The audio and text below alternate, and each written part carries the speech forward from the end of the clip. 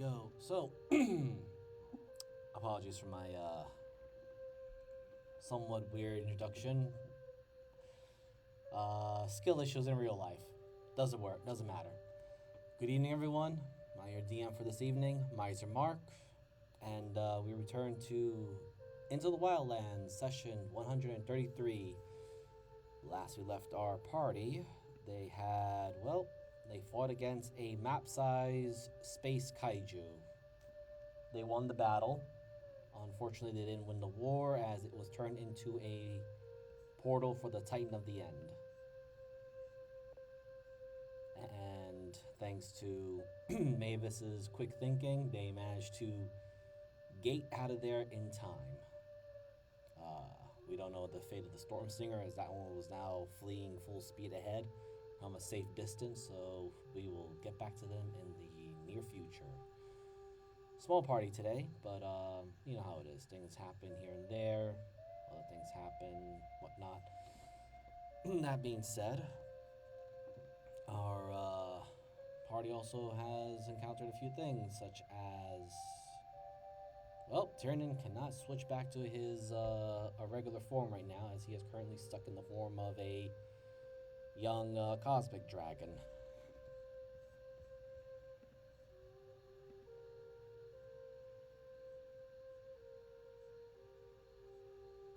And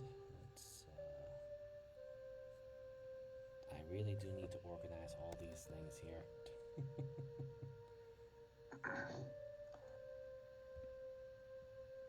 So we'll just have the party in the. Actually, I should ask Tyrann, you decide to go back into the inn, or are you just going to stay outside in your new form? If I can make it into the inn, I'll come in. Oh yeah, you have absolutely no troubles going in there. Everyone kind of just gives you a long, wide-eyed look of your new form, though. Hey. I'll just delete that.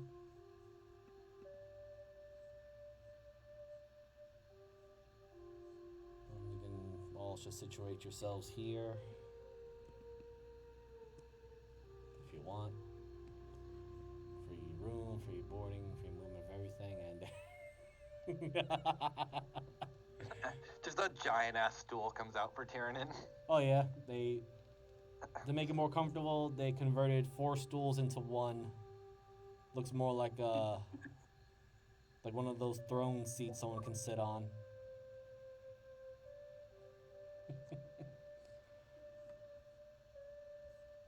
Damn. There's What? so many jokes I can make right now.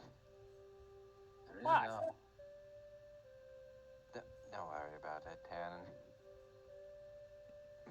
Excuse me.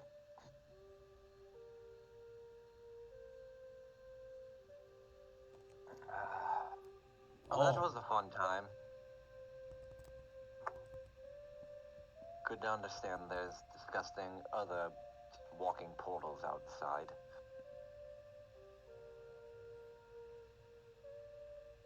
Oh well. For the time being, they're taken care of. Gomek needs bigger serving platter. As he steps out, takes a good look. Takes a good look at Tyrann, walks right back in.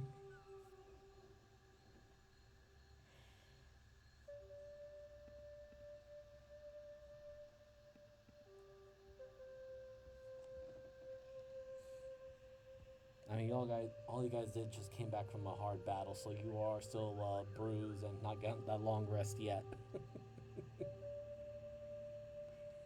You know, what's the game plan next now? Never to get hit by another rock. Well, that sounds like a you game plan, but not like a Fading Haunts game plan. Oh, you wanted something like that. Well, we're kind of just going out doing small trivial shit. Rather than, That was trivial? comparatively to everything else, yes. I think that was pretty on par. I meant we're handling more of the riffraff rather than sieging the castle, so to speak, metaphorically.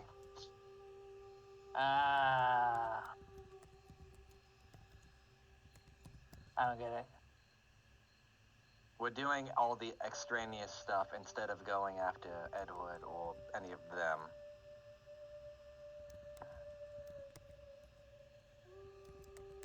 Yeah, to get stronger. Not much I can understand, at least for taking out the Golden King so he can't get a foothold here. I guess also, technically, we were saving... Vestio. No. Vestia, Oh. sorry. My brain dead. We were also saving Mavis's mom. Oh, her too, yeah.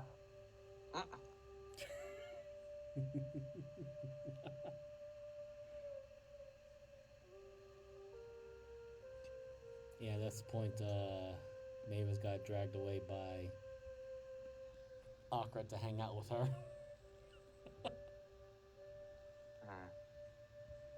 I don't know.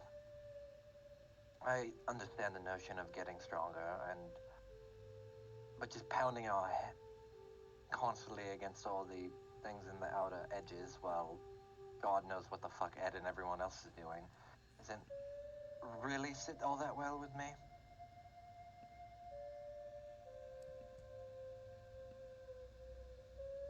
Well, if you have a better idea of what to do, then let's hear it. Oh, I don't. That's why I'm asking. Rather, that I'm more... How should I put this? Looking for on what the fuck we should do other than just this. If there's a more direct way to hurt Ed other than just pounding away random things until they break. Surely you two have more knowledge than I have on this situation outside of just creating a giant-ass rip for the Titan of the End.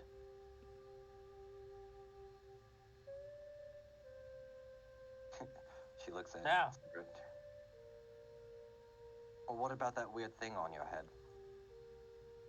It hurts sometimes.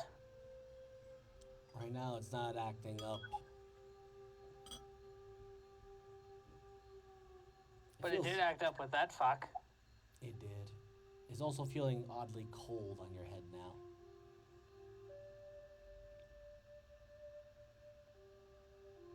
Now it's cold. I'm not sure what it means. I even forget, like, the title of it. I just call it the fucking forehead pain. Tannen, could you bow your head real quick? I just reach over Sidra and Amara. Do I see the mark on Tyrannon's head, Yes. Miser? Yes. I flick it with my finger.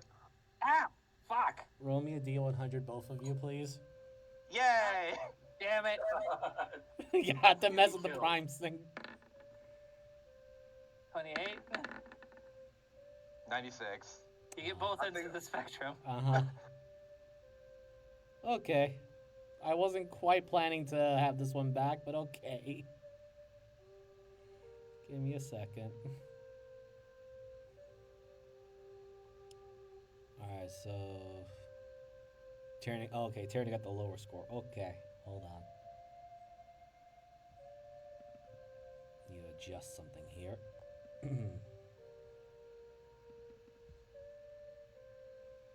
So first...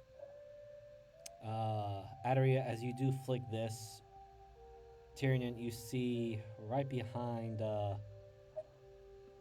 Adaria, somebody sitting right next to her.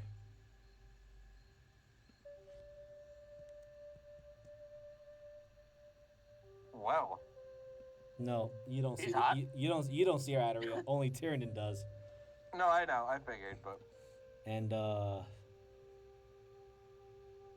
from Adaria's perspective, when she flicked at Tyrion,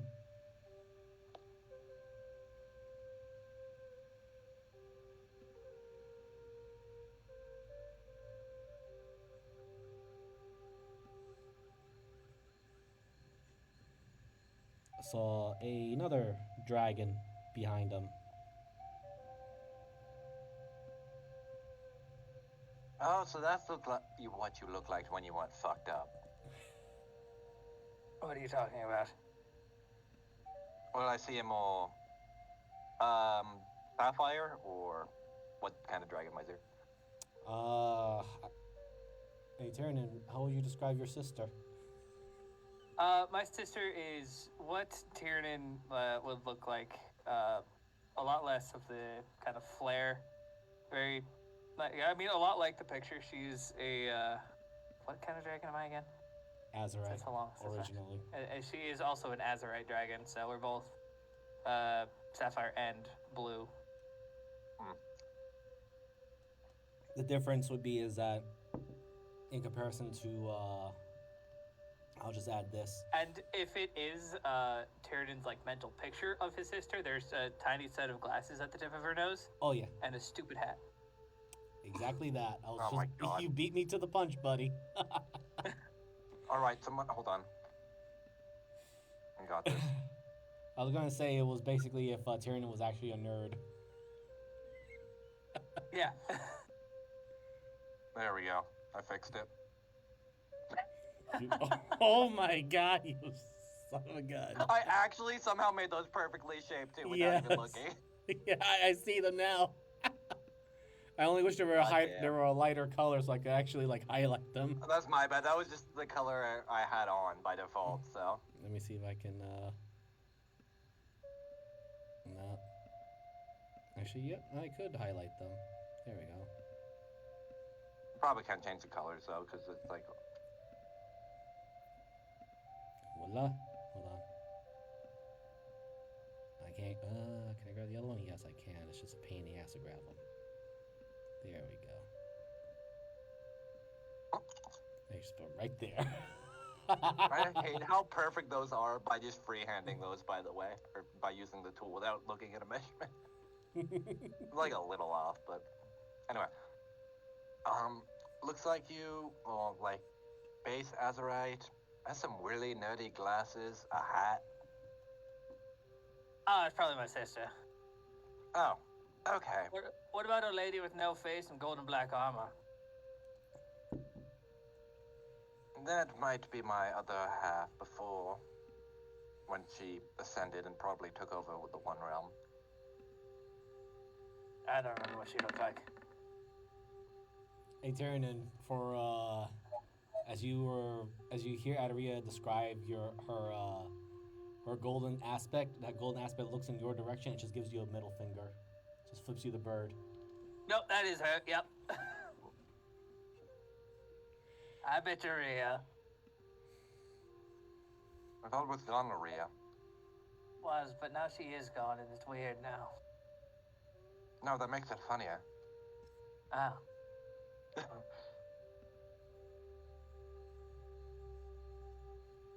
I don't get it.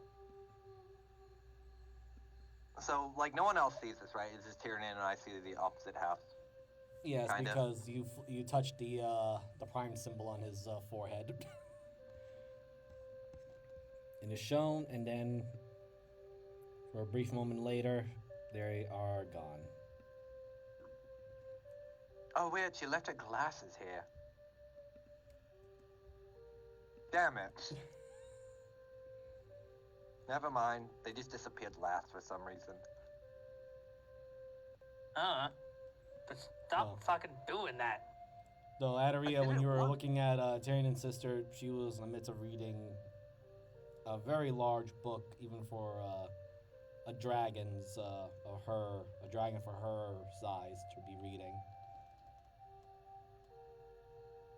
Did it look like the Book of the World? Roll me history at advantage. That's what I thought.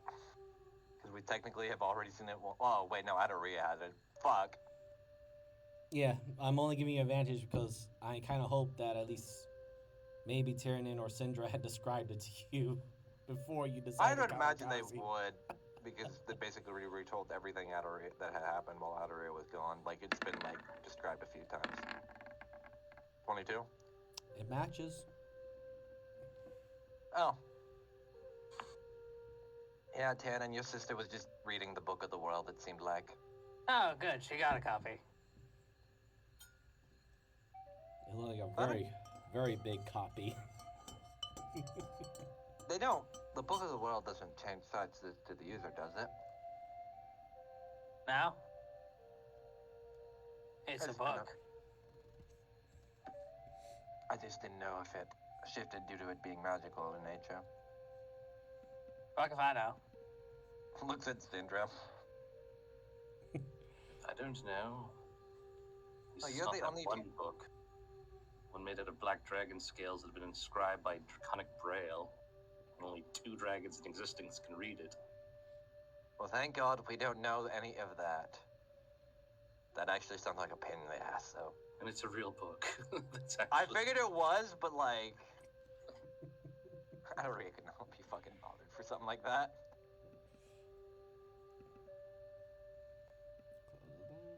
Well... I think I'll just tend to my garden tonight. Don't really think there's much else to do.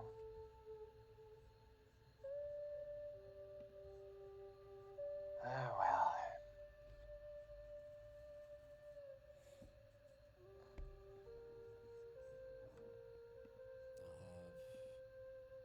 Arzel will. Looks like she has a ears turned somewhere, and tells to you, Adria, seems like I had a message from Deneb, wants to speak to me, and Binge. We'll be right back. No worries. I'll just be in the garden then if you wish to talk later. Gives a quiet thumbs up as she moves with elegant speed as she immediately just disappears in the crowd. God, I'm trying to think of the quote. I hate to let her go, but damn, do I love to watch her walk away. As you just watch as Adria's watching her.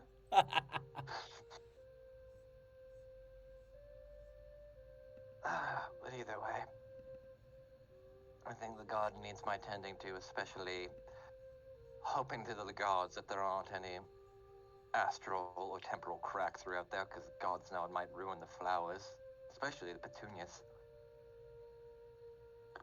You just hear someone from a distance, my petunias! My cabbages! Everyone Oh, else you screaming. fucker. No, we don't care about cabbages here. Or the anti-cabbage establishment. The ACE. Well, as that was being said, you just see Galmac go through the doors. And as when I say goes through doors, he didn't basically treat them as they were removable. He just went through them. He Kool-Aid man through the doors. Yes. Now there's another set of doors without hinges on the floor again. As Galmac walks over to Tyrion, places a very big giant platter of various cooked and grilled meats. Walks over to Oh, hell yes. walks over to Sindra and Armana. Places 2 platters of really fine, delicate seafood. Just take a good look at it, and you can tell it's deep crab from not just from Neverwinter, but also from the very far north. Walks over to Adaria, kind of eyes her. Okay, Galmac tried. So I found this weird ingredient recipe. It's called fried tofu. Okay. Supposed to be some Why sort would of. I want... Oh, sorry, go ahead. It is supposed to be some sort of mushroom. Oh, it's the toe fungus, the weird mushroom that a lot of people don't talk about, or tofu. They're really weird in the... Oh, God. In the Feywild. Really tasty, though. Yes, I think that is case. I don't know. Galmac was talked to a strange hat man, and other chef seems to know him. Said this was good for not meat eaters. Looks at you with the most side eye stink eye that he could give. It's like, I'm offering this because you are my friend, but I still don't like your choice. Look, all you have to do, realistically, as she kind of looks at the plate that he puts in front of her, It's is really just fry nice. it a little bit around the sides with a little bit of seasoning and oil, and then serve it either with... Fuck, I forget what you actually eat fried tofu with. I used to actually know this offhand. I don't. So, Neither do I. Usually with almonds or walnuts, just kind of like a chaser to add the extra meat that you're missing. There we go. I had to think for a minute. Okay, well, here's what it has here, and it is fried nicely. It is a nice golden brown. And then he also placed on the side a bean paste. Oh god, he made red bean paste. Uh-huh. Jesus. He just looked at you. It was like, you are Galmac friend. Thus Galmac will respect your non-meat eating choices. Galmac finds it strange. Stupid decisions. The one time you have the vegan in the party and everyone's like, what the fuck? Hey, Galmac's respecting it. No, I know, it's just funny. He doesn't like it. He's just like...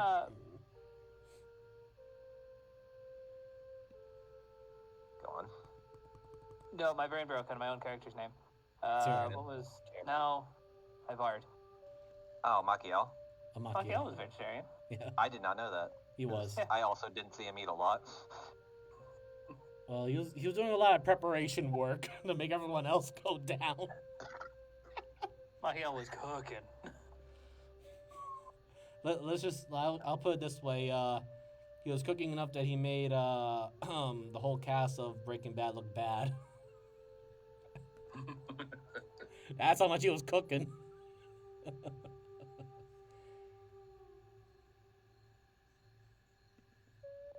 Okay, now Galmac provides food.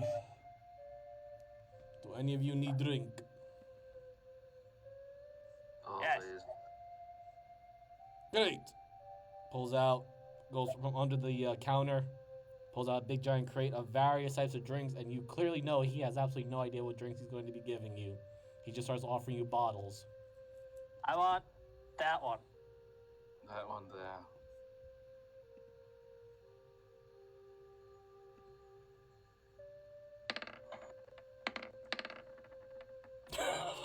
Why did I get those numbers, motherfucker? All right, well, Nice. nice indeed. All right, well, Galmac gives Tyrion this really interesting darkish red liquid, which at first one would think it's wine, but as he took a sniff at it, or as soon as it's opened, Syndra, you can smell that it is a very potent rum.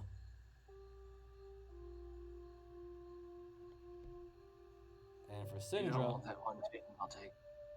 Okay. and the bottle that What'd you get?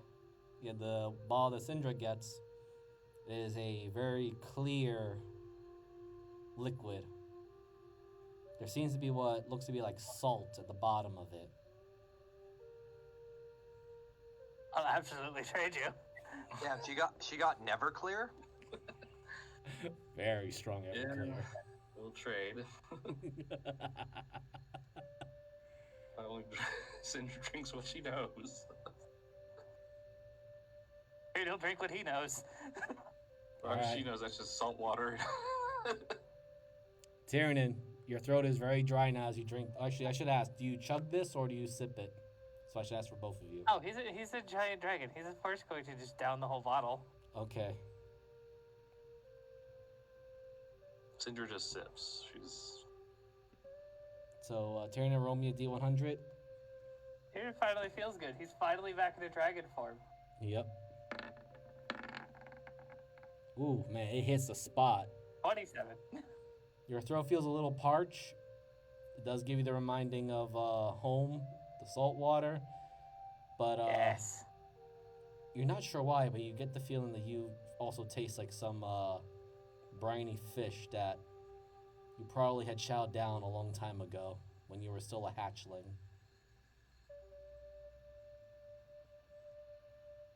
That was good. I don't think there was any alcohol in it, but it was pretty much just. I'm pretty sure someone just put a bottle in their fish tank.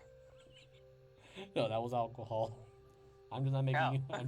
I'm just not making you roll con save because of your huge ass size. It's not strong. It's not potent enough to not put you on tipsy mode.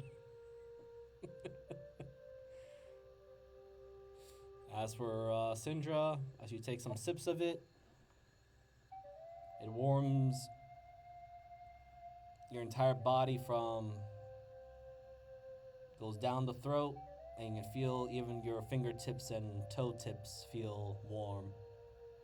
Even your undead arm, or your replacement arm. You can feel the nerves. When you drink so hard, you feel phantom enjoyment. Uh-huh. Uh-huh. It's phantom enjoyment there, baby. If you would please, Garmick, I'll take the weird rainbow-colored swirl one. I think I might know what that is. Ooh. You sure? 100%. Okay. Galamac just gives it to you. I heard My it was the fun one. assumption, as she pops open the cork, is this shit's probably some fey wild magic bullshit drink, and she just starts sipping it. And you are correct. I do need you to make a con save though, Adario, because this is concentrated liquidized rainbow end. Oh Actually, my hold on. god. Hold on, let me see. Anyone else around I'm you? gonna die. Hold on.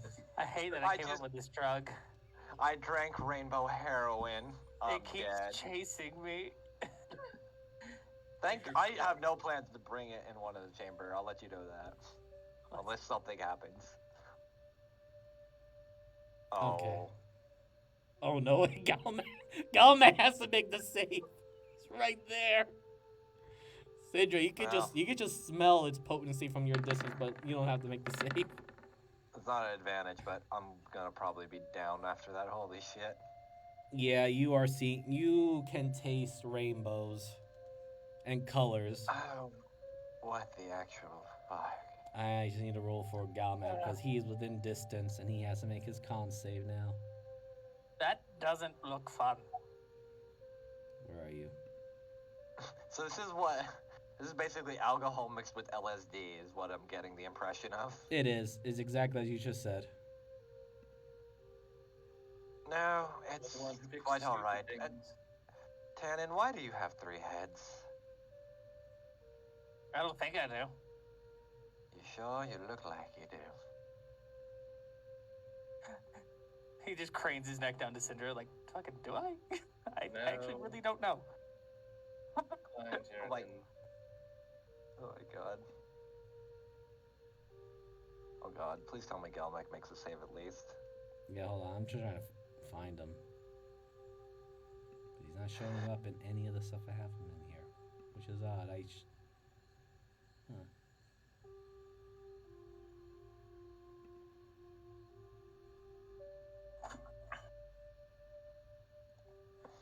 These are all the people. It was about that time that drugs began to take hold. Indeed. I took the about that. drugs, and the drugs are working. All right. Someone Galamac, really roll. did cook, and it's definitely not in the way you would want.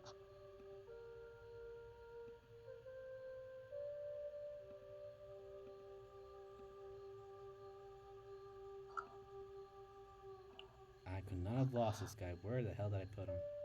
Weird, why is this truck from a weird wood elf? Smells like wood elf. Oh well. Don't know. I'm just gonna roll a d20. I know his modifier, so. I was gonna say, it's just probably... Is your nose racist? No. Oh no, he failed. Percent. And gives off. Especially most wood elves tend to have a very more fragrant scent and have less perfumes, more dirty and spell of nature. Oh, is that why Galmac sees 7 of you? Please, more than likely. Yes, there's one you here, there's one with no face, there's one that looks pretty in gold, and then there's a few others that don't look like you. Oh, you're definitely seeing into time, then you might want to actually lay down after this. No, Back the hill up. Galmac be focusing on cooking. Sweat it out. Please. Oh, you're definitely not going to sweat this out. And as he's going through, Tyranny, you get a good view that he just goes right through the wall. The door is right next to him. The entranceway is open because he already broke it before, but you went right through the doorway. I don't... Well, Galmac, you really... Oh. I think he picked the wrong door. Oh, that wasn't door number 3? Damn. There You goes just- my money. You just hear Jabala just shouting in his foreign tongue.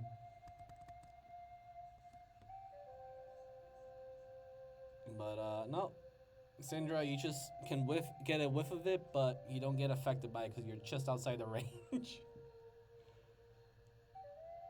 I'm definitely capping that shit though, like the moment after wondering, because especially with it is, but she's definitely gonna save that. All right, If I so don't- you have a bottle of liquid eyes. Just put rainbow end. Syndra, if Rainbow and drink, I'll just put.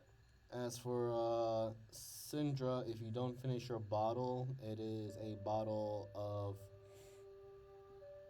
and you are going to laugh, but it is called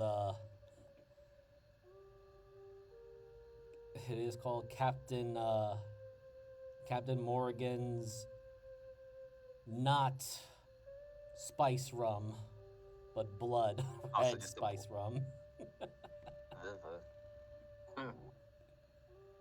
Now I have a little table here that I'm using. And then I just gave you one free. Oh, that was good. As soon as you said rainbow, I was like, all right, you're picking that one. Okay, that was actually one, by the way, on the on the D20. Oh, so I actually fucking sniped that shit on accident. Yes. Great. Yes, you sniped it. God damn it.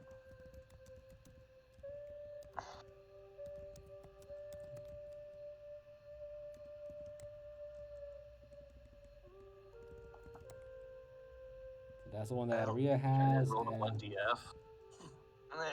Fucking feels like it. When you're so drunk, you roll a 1DF.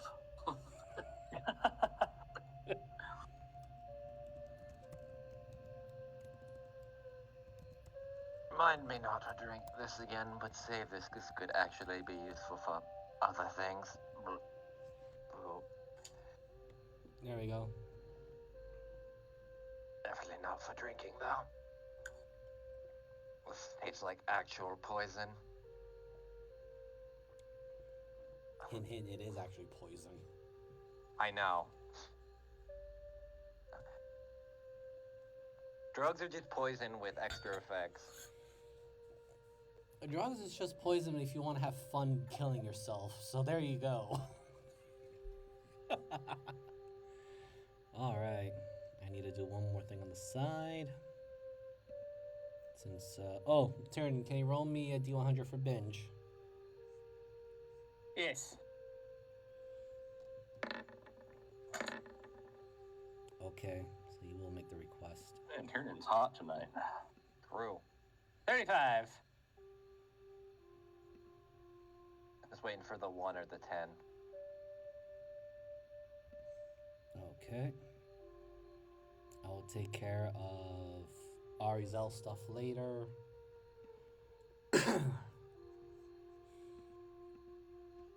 Also, now that everyone will be more or less turning in for the night, start off with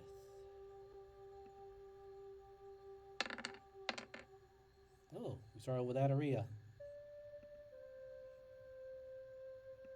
Oh, this shit hits way too fucking hard. Yeah, so where are you going? Are you going to go straight to the garden, or you gonna go sleep? Okay, you're going to garden. Yeah, I'll go there while inebriated. That's the perfectly fine, smart choice that my character would make. Okay. Why am I getting depressing me? Who the fuck with my garden? Liza, can you just tell me the name of my of what I Oh, yeah. Tyrion drank? Sure. I think he just forgot to. No, because he consumed it all, but alright, no problem.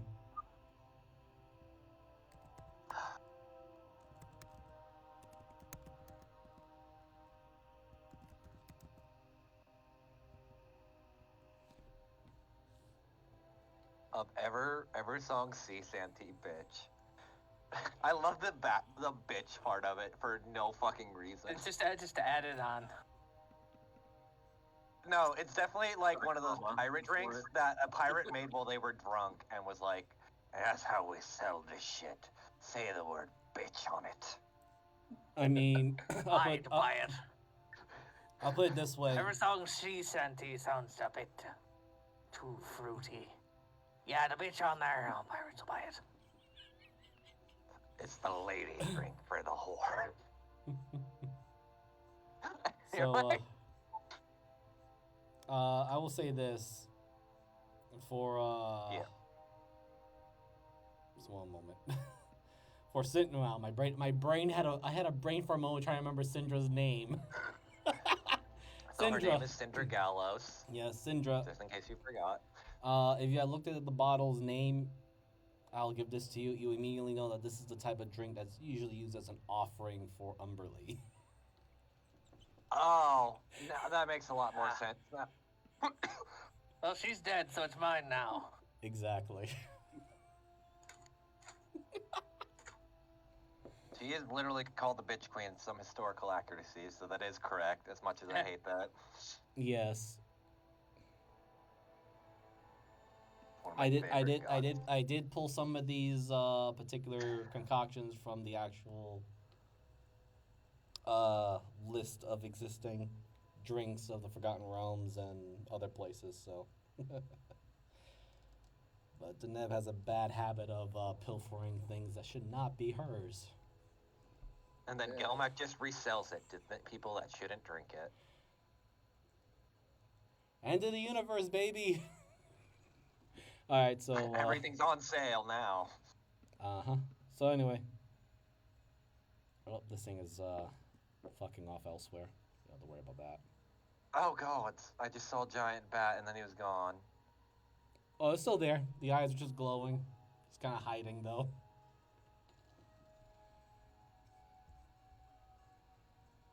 So, Adaria, you enter your garden. You're inebriated. As you enter the garden, I do need you to make me one wisdom saving throw. Gods. 13? Damn, Okay. I rolled like shit. The world, the whole garden, looks a little too colorful for you. Oh god, is this what Syndra sees? You don't know. This hurts my fucking eyes. Well, I could walk through carefully, I guess. Oh yes, you most certainly need to walk carefully. I didn't think you would take that drink.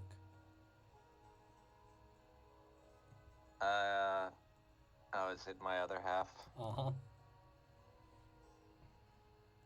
You know, I enjoy an inner monologue, but you can kindly fuck off. Well, I was going to thank you for ruining the Golden King's plans. Aster was Why? being a pain in the ass. I took some of that power. Look at me now. Right, Syndra. I smell a cunt. I hate that. I smell a woman. Oh, you meant it. I know. Thank you, Frank, for destroying the joke for me. You're welcome. I smell an STD as well. I thought you died when you got literally eviscerated. I did.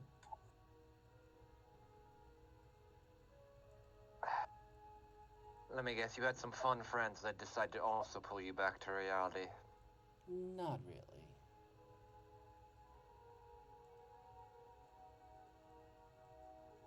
And do I have to spell it out for you? I am basically you.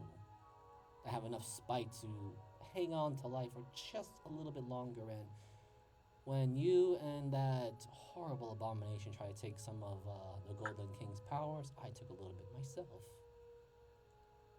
So, Well, at the very least, I also got some powers of the end as well, so eat your fucking heart out. oh dear, you hurt me, but I don't have a heart to eat though. Good, then I'll rip off your head instead when I see you. Wow, even though I came here with an olive branch of peace. Uh, why would you offer peace? Because a universe that is completely devoid of any existence is not worth ruling over? You do know in the end it's just gonna be you and me trying to kill each other for who gets to become the astral dragon, right? What if I say I don't want to be the astral dragon? Then what do you want? Worship, control people just to follow and obey me hand and foot.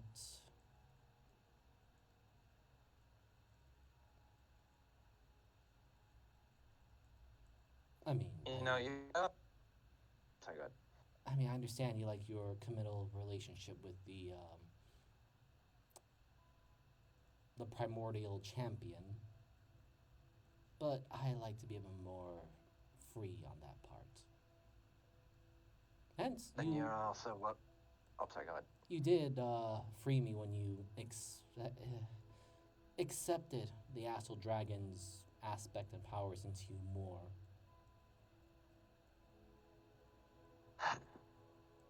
It was either take the role or just sit on my heels and just watch everything burn. Plus, since you're part of me and understand the ritual, you are aware that what me accepting that even does for any freedom or relationship I may have. Yes, which is why I was offering my hand to help you. I mean, granted, I don't have control over all the voidling monsters and far realm things, but I can apply some of my power when you need it. And how can I trust that you're not just going to betray us, even though you want all this in the end? Because you and I, well, you know me, for I am you in a way, that you are the best chance that I have to actually having dominion over my own plane existence kind of thing, my own world for myself. Indulge in all the debauchery and luxuries that I would want. If Ed, the Titan of the End, Tharizdun, I think they called him, the elder evil elemental thing, whatever the heck it's called, or any of the other big shots win, we all get wiped out of existence. Nothing to work with. Don't read the chat, Miser.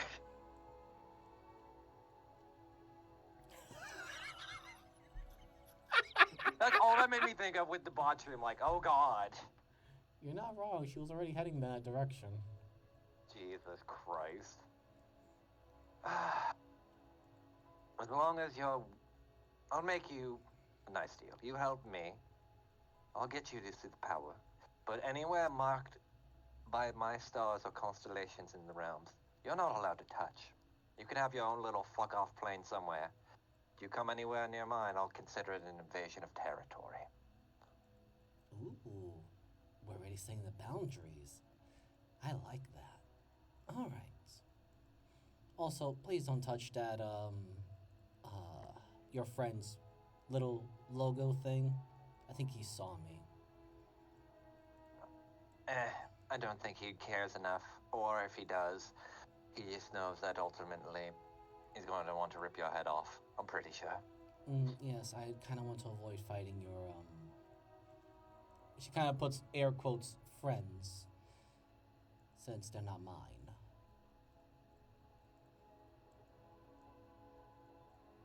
Well, what happened to your version? Couldn't give a single fuck. What happened to your version of Tan and Syndra and all them? Or did you just murder them the moment you saw them? Do you really want to know? I'm curious and also a bit inebriated, so I'll probably forget. Yes, considering the very potent drug that you just drank down a little bit. Don't blame the Feywild. What else? She holds up a hand. You see with the illusion magic being used, you see the form of Syndra. Syndra died pretty early since me and my Tyranid did not get along with her. And we managed to trick, what was his name? Rasputin, some paladin to off her, and then we offed him.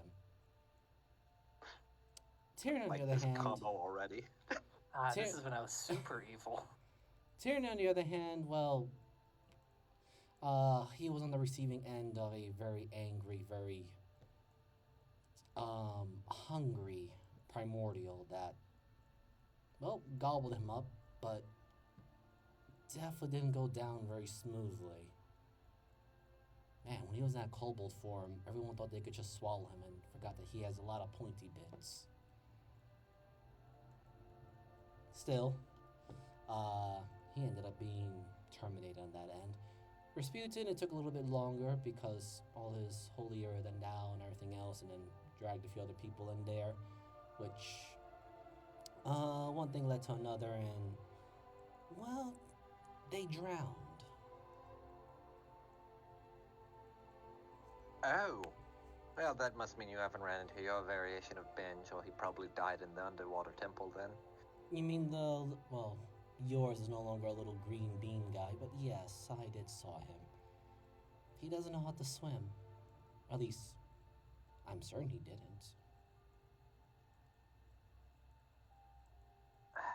Fucking Gaia. She just says under her breath. Like I said, I'm sure your friends are not quite fond of me, nor are you to me, but let's face it, the end of the world is literally around the corner. You are nowhere near strong enough, dear, and neither am I. Even if we, in some form or another, survive the coming event, the event horizon of the Titan of the end, we wouldn't be able to influence anything. At least, as the saying goes, we get enough pointy bits, aim it at the overpowering monster of the end of the universe. Maybe one of us can stick it hard enough that it might bleed. Well, I'm hoping Tannen and Ender at least have something cooked up, and Mavis has some bullshit in her back pocket. As for Ari, I don't know what the fuck Primordial was doing, but I would assume she's smart enough as well.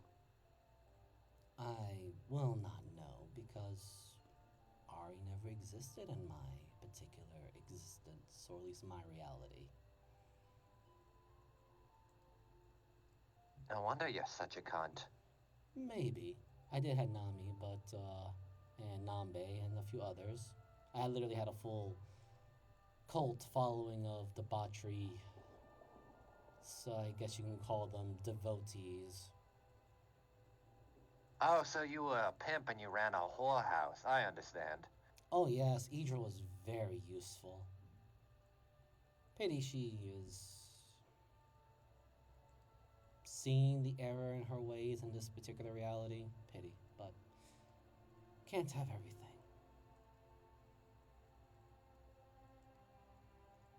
So, she Now- extends a hand out. A deal. For now. She'll hold out hers. She gives a polite, firm handshake. You definitely feel the cold grasp of metal. Still can't get away from metal over flesh, can you? Why not? I want to stay beautiful forever.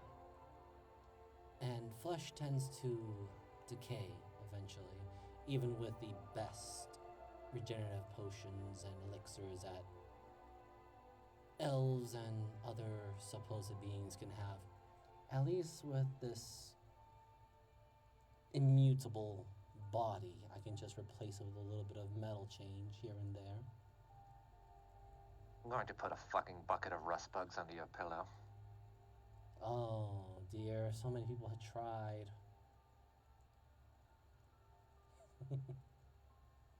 Either way, I don't like this, but I also understand dire situations call for cooperation. She kind of says with, like, almost biting her tongue.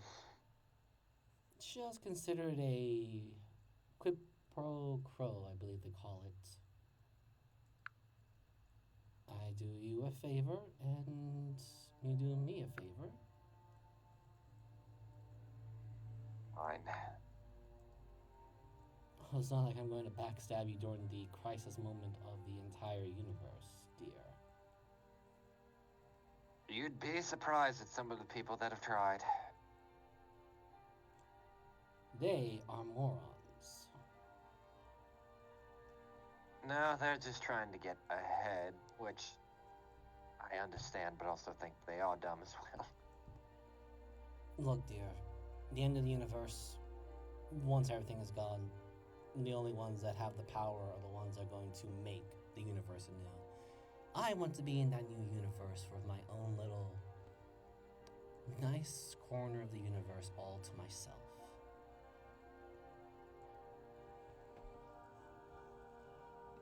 Fair enough. We'll make sure no one ever goes near it outside of a few. Oh, please. You know full well mortals are very susceptible to temptation. I just have to whisper in their ear just once. Well, my prerogative isn't to protect everyone. Make sure you don't invade my fucking territory. She just waves her hand away as she vanishes.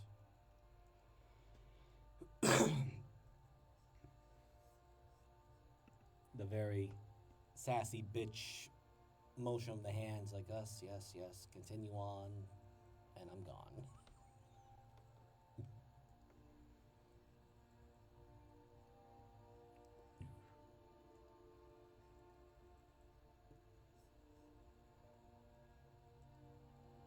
And as you stand there, you realize that not even a minute has passed.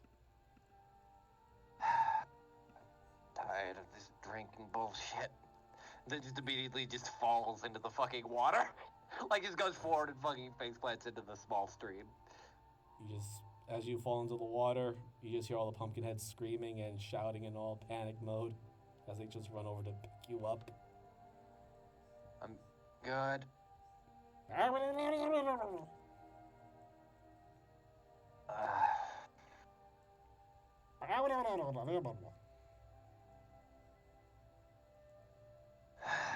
No, I'm fine. Just inebriated. They just drop you. You go back into the water. You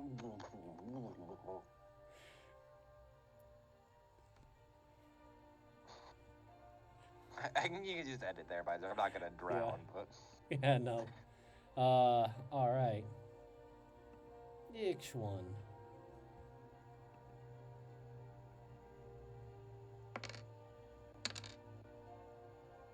Okay, Syndra, what are you doing at the moment? At the moment, probably still enjoying food and drink at the bar. Okay.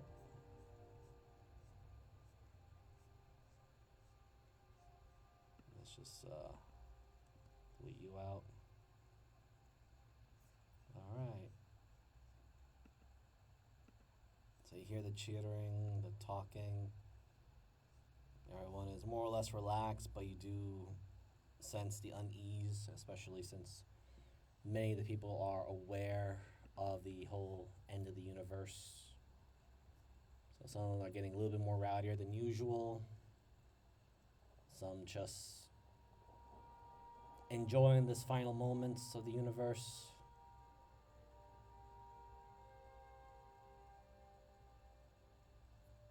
Exchanges. There's actually a lot more drinking than usual as Galmec pulls out another crate of various alcohols. You spy another rainbow-colored bottle.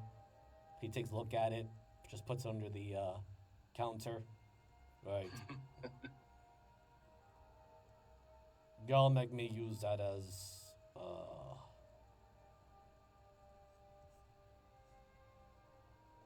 Seasoning.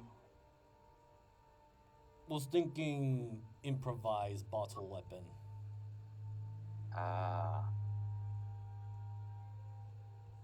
Probably a good idea. Yeah. Probably a better idea than I was having.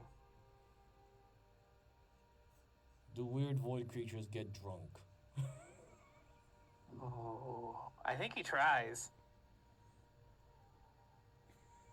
You all turn and you see Shub in the far corner talking to his lady monster on the side over there.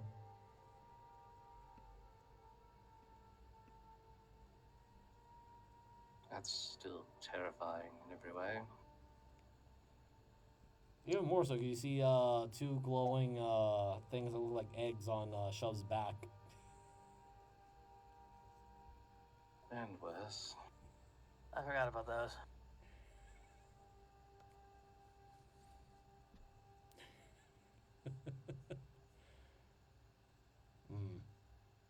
Mana, perhaps we should go somewhat quieter. Been a long day. I fully agree, and seeing your Shub, I think his name was called, with Torment, I think she called herself. Is that even possible? Yes, I believe it is, and I don't want to think about it. Yeah, thinking about it actually hurts my head.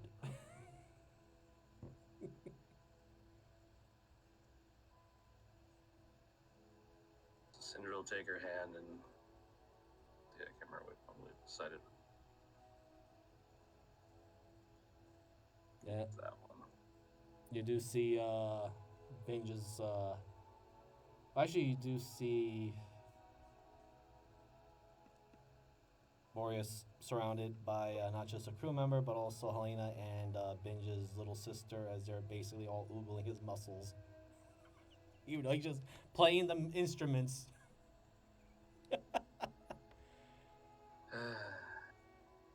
Just the crew is happy. Well, that's what we can all hope for.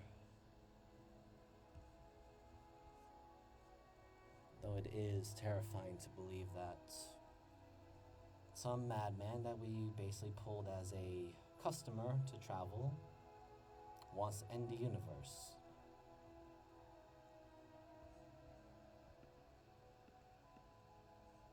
Yes, that is quite still the thing. The mind isn't.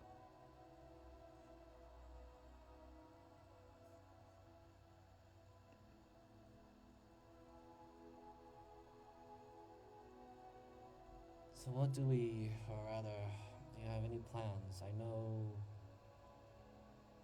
gestures to your injuries, you're fighting things that are far above our usual weight class.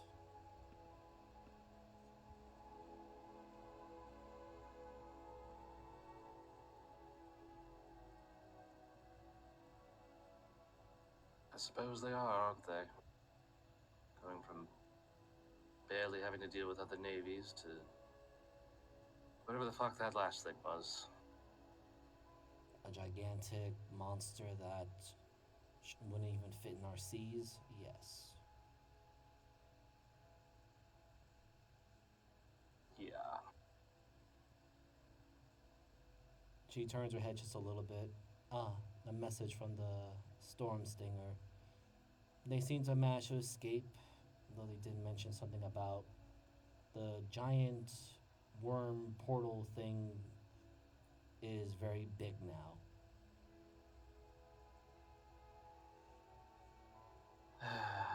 Don't think we have anything to do with that. I think that's more or less the welcoming mat for whatever that crazy wizard is up to. But that's just my opinion.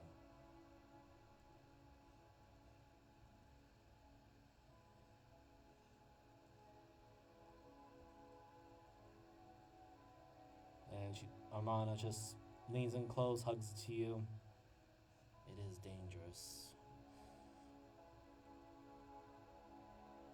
Though I do believe you will succeed. You've changed a lot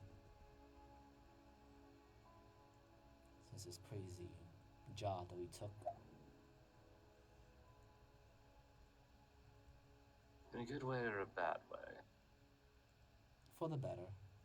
I do feel bad that we have lost Zavon, but he did try his best to save us all, or at least protect us, in the name of the crew.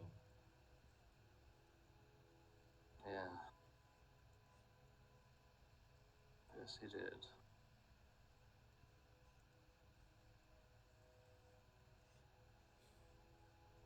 Though, to return to the question, yes, you have changed for the better. You're not as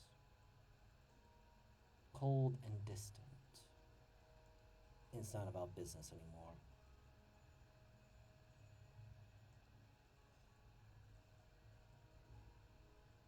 You're right. It isn't about business anymore.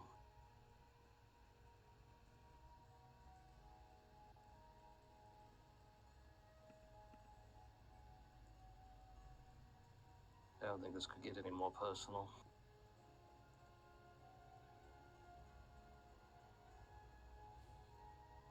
Well, okay, I guess there is like a small percentage that could make it more personal, but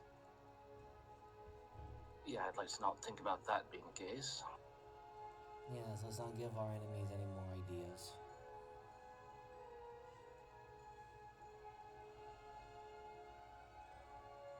But it was amusing seeing our hostess, Daneb, panic nonstop when you all headed out and she apparently made a portal. And when you came back, she became more panicked.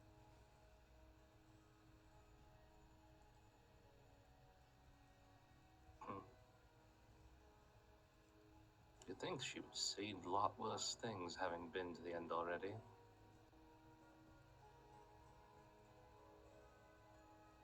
From what I understand, or at least from what her conversations were with others, I think the closest thing to death is that she has a sister that is a goddess of the underworld. Or something of that matter. Yes, yes. Apparently the one who gave me this arm. Ah. That is odd indeed. I was wondering about that. Will that be permanent, or is it some sort of some sort of forsaken bargain that has been made?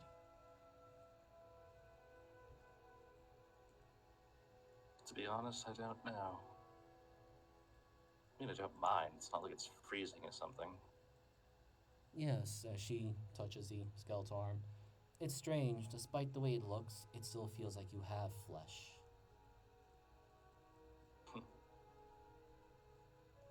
Honestly, when I first saw the new arm of yours, I had thought you were being turned into one of those metal monstrosities that Ed was sending at our every ankle biters. Thankfully, no.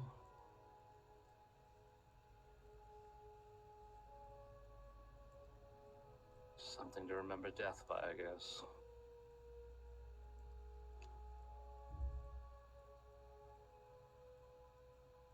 Yeah, it seems to be following us quite often.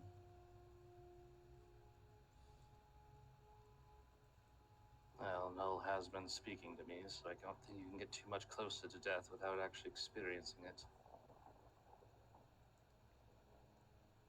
I think the closest was when that giant monster broke the ship and spending a godforsaken amount of time under that undersea temple with Sahagan trying to eat you or have you as a ritual sacrifice. And also the various small close calls that we've all had in, well, against the navies, the corrupted slavers, more slavers, vile merchant traders upon the seas. I do miss going back to the seas.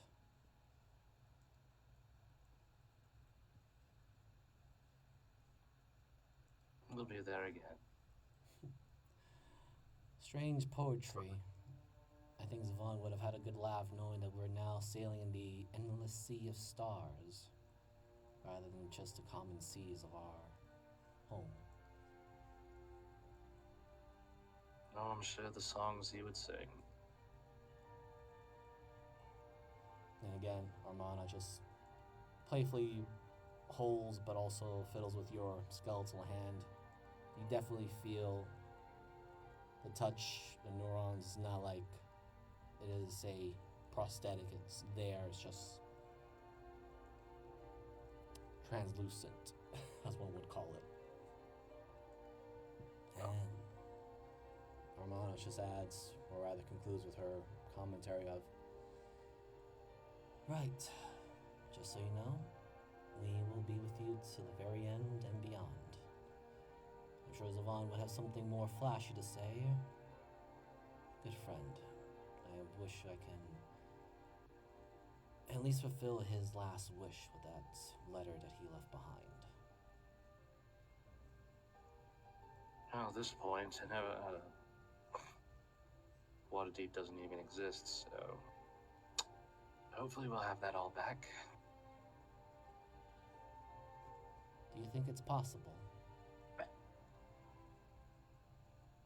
If everything goes exactly to plan, then yes. But that's hoping for a lot, I believe. Well, she seems a little hesitant at first, but then goes with what she's thinking. If all goes well, will you and I go back to the status quo, or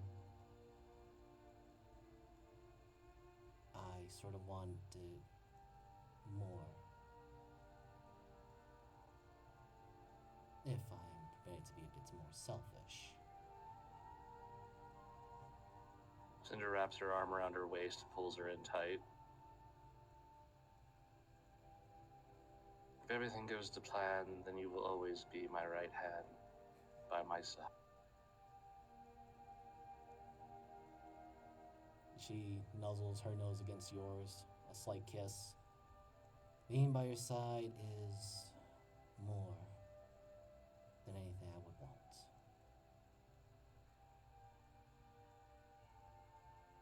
I don't imagine, or rather I can never, imagine a life without you in it.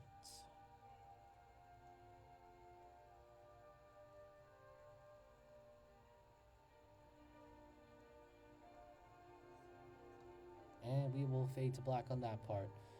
Returning to Tiernan. Ah. Hey, buddy. Oh, why can I not? Oh, because I'm on the wrong screen. I was like, That might help. Hey, look, I'm doing. Why can't I manipulate things? Wait. I'm in the wrong screen. I lost the power. But, Tiernan, can you roll me a D100 and call high or low? Always roll low. 88. I'm gonna say, you've been rolling low all night, and then the I one know. time you call it. Well, I have to do it. Like, it is my thing. Like, every time I get a 50-50, I gotta say I'm gonna roll low, even though I had a high probability of rolling high today. Yeah. Statistically, I guess, yeah. I don't know if you can hear it in my voice. I didn't want to say low. So, he knows there is someone sitting next to you. Still reading a very big Sounds ass like book. nerd. Hi, my temperamental brother. Also, Hi, my cloistered sister. Excuse me, my wife is calling me. oh.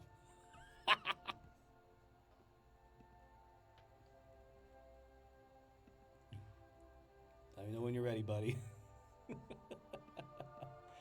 Well, I hope all you guys enjoying the little bit of trauma and Oh, yeah. heart-to-heart stuff.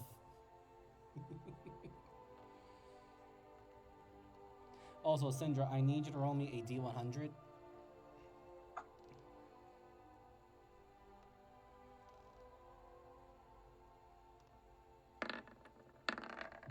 $84. Okay, I will get back to that later.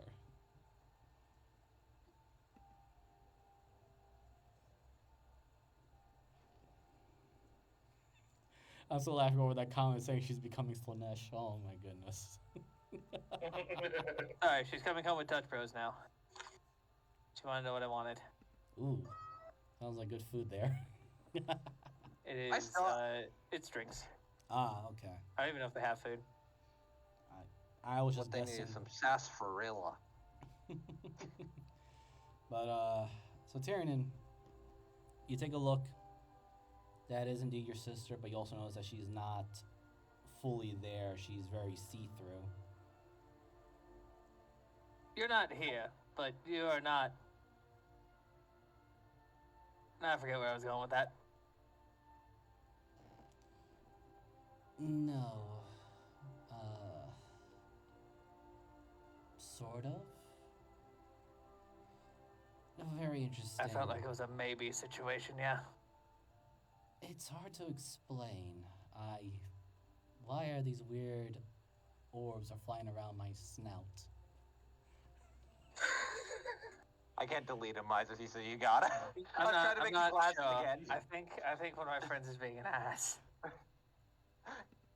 Sorry, I was trying to make the glasses again. Yeah, no worries, buddy. I didn't even think I was gonna bring her back. It was gonna either be her or the other person that was gonna come back. Oh, damn, I did roll bad. Yeah.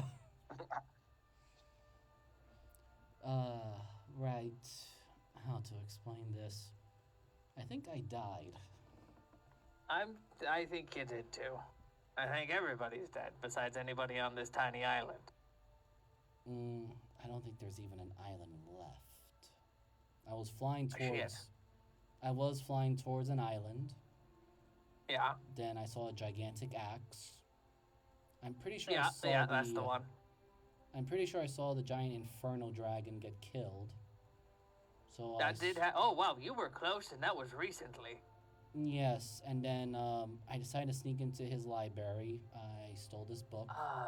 I mean, gosh. sorry, I Acquired. yes, along with a few magic materials, items. Oh, you gotta have the materials. Yes, so while I was in the middle of reading a book, I was hit with a blinding flash of white light. Where were you, and why didn't you call? Or just, let me know, hey, I'm here so you can save my ass. She just holds up the book. I got involved reading this, and God damn it. and Like, I also- don't even feel bad because you're the smart one here. True, I was also asking Mom some particular pointed questions. I'm still alive? I don't know. I don't think so. I don't. She kind of Damn. tilts her head a little bit to the left and to the right. I don't really feel her. I haven't felt you guys since I got to this island. I'm sorry. I tend to lose track of time when I'm reading really fine books. I did leave you a good library, didn't I? Mm-hmm. Took a little while to read it about 3 or 4 times over, but I did manage to learn quite a few things and crisscross information with this book. Good. I've hopefully you got the message I sent you about at least one of the passages, right? I did Yes. send that to you. Yes, I did manage to get it. Oh, good. I was that was a really weird time with my telepathy. I could have. It was interrupted a couple times. So Yes, I think that wizard you kept talking about was interfering with it. yes, he was. I told you to look into him specifically. Well, I did. Oh, Oh, just before that, she kind of waggles her clawed finger a little bit, and the sound of the tavern starts to dull a bit more. I forgot to do that just so people don't think you're going crazy. we're talking mentally. Yes, but the fact that you're also looking in this direction, and just to prevent any chances of reactions. I still have that tick, don't I? Mm-hmm. You do, brother. Also, your current form looks a little unstable. I might be able to help It you with is. that. fucking really. Yes, but I have to first talk to you first about the other things, and I'll leave it to you to decide on whether you want to or not. Okay. But did you know that this wizard, Ed, named Edward, was actually friends with our father? Yeah, they weren't friends. They were more acquaintances that Dad used, from what I have heard. No, they're friends. But they were kind of using each other. They were friends in a stupid manner. Son of a bitch. Yes. They were like a weird set of friends.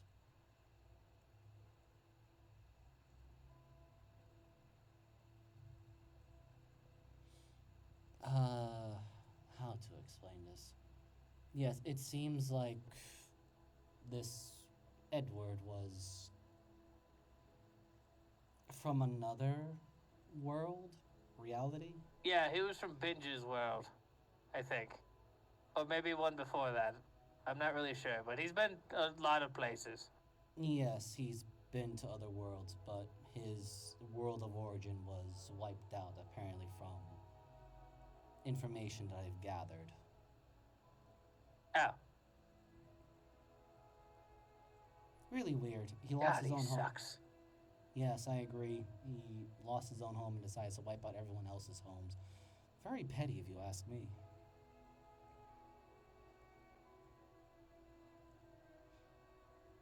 I didn't, but go on. Right. So apparently, I do feel bad asking this, but did you ever reacquire the Eye of Asgaroth that Mom had gave to you? No. No. I tried. Got real close.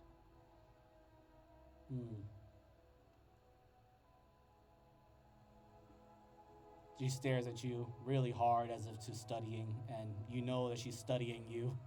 Not that she doubts your words. It's just really, more of... No, he is really hoping he's right because he thought he did, but maybe he didn't. He doesn't remember. I think you did, or at least a portion of it. Oh. Oh wait. He opens up his bag. Right. Everything I had blew up at one point. Yes. Because I died. You died twice. Again. Multiple Thanks times, for that. but yes, I haven't quite experienced death myself until now, so I can only imagine what Mother would be thinking. Father too. He's a pretty solid guy. Oh, you met Dad?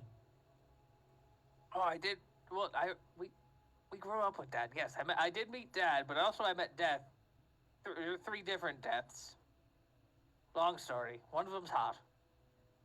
You might find the other two.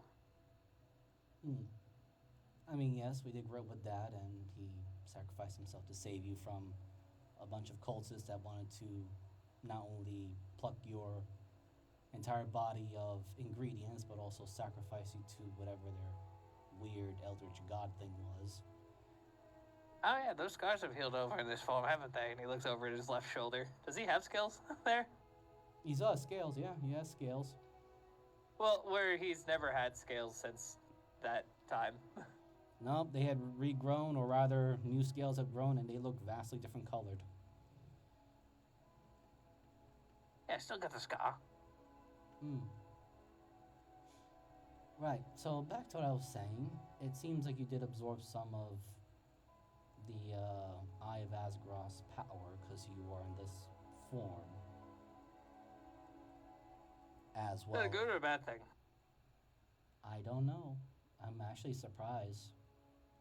Originally, I thought the thing was just a weird little antique thing that Mom was looking over and decided to just pass it to you as a family heirloom while she gave me a few very complex books to look after. I bet that was kind of the point. Nobody really ever expected much from me. What are you talking about? I thought you were doing a really good job with your nice little flag collection. And also the hats.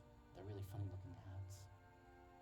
You I just gave those to you for birthday presents. I just got you dumber and dumber ones, and you always kept wearing them. But there were so few I really of them. thought the entire turkey was gonna set you off, but you wore it. Because they're a gift from my brother. I'm a piece of shit. What? I did also provide us some random weapons and books that I didn't need anymore to your kobold tribe, and also gave Retta some of those particular medicines and elixirs to strengthen her constitution. You did. Yes.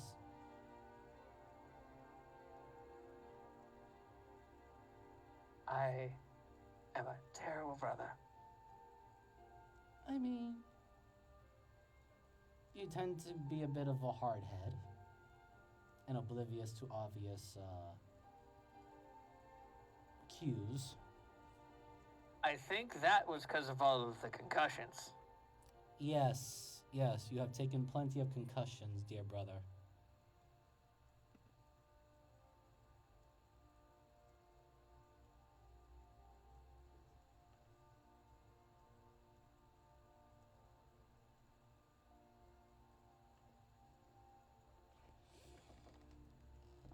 But It is good to see you again.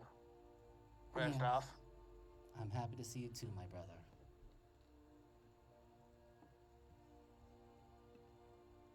All the other dragons I've met lately have been hybrids and elves. Mainly elves. A lot of elves turned into dragons.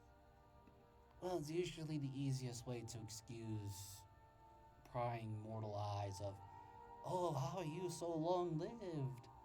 I'm an elf. I mean, it's one No, of- the two were elves and now they're dragons. And they were able to become dragons before I'm not gonna lie. I'm still, like, stuck. I'm just stuck as a dragon, which is really cool and I'm happy about it. except your form But I is... still don't have full control over my transformation. Yes, because your form is unstable. You do have a piece of the cosmic wheel in your heart. At least where you had been cursed. Yeah, still super cursed. Do you want that curse taken away, brother? Yes? Is it going to harm anybody else in any way? Because I'll deal with it if it is. Brother, the universe is literally about to end. I don't think we really have much leeway of making choices of what we're going to have and not have at this moment. You little shit. I am the self-sacrificial one, you hear me? Yes, and I'm the smart Yes, I one. know you're 8 minutes older than me, but go fuck yourself. No way, you're a couple of years. I hatched late. Yes, you hatched late. I'm the one with the brains. She just And look who's dead. she just fixed her glasses a little bit.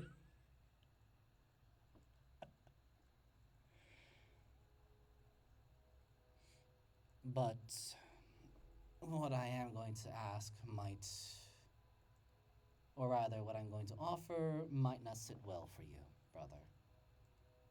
What?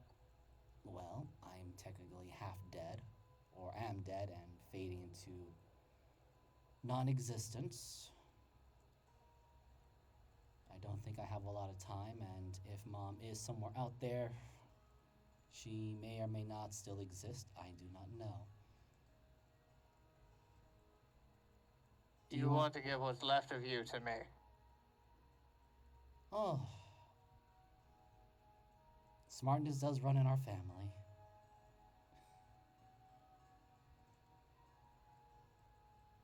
Are you sure?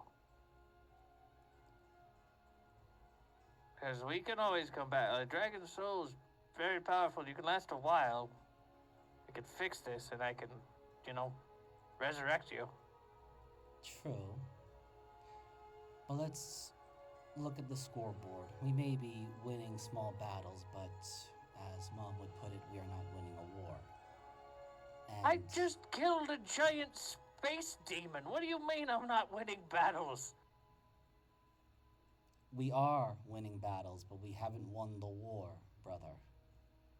Right, but that seems very pivotal to the war. A lot of people are underselling what we did yesterday. Yes, and guess what? The portal thing, whatever it is, I can feel it. My soul, along with the souls of so many other who have died, are being pulled into it. Okay, that's a little different. Yes, brother. I don't want to. I have literally few options. Like, yes, I can probably stay outside for a little bit longer, but the moment I lose concentration or lose focus, I get pulled into that stupid portal thing, which I doubt even the wish spell could close that damn thing now at this point. Oh, I'm pretty sure it's past 9. I think we're in 11 territory. No, brother, we're in the 14th level.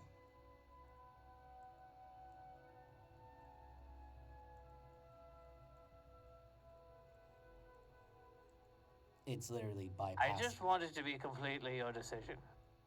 It is. I would rather see you have a chance of fixing everything than risk us all losing it all just because we hesitated on a choice. I'm sure Mom would have some other grand warlike plan, but unfortunately I don't have Mom's ruthless tactical mind.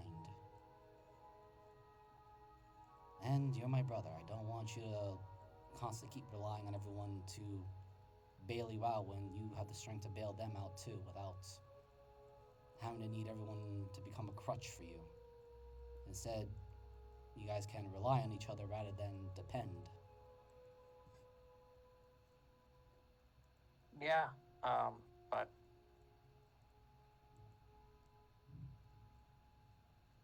And you're gonna be an ant.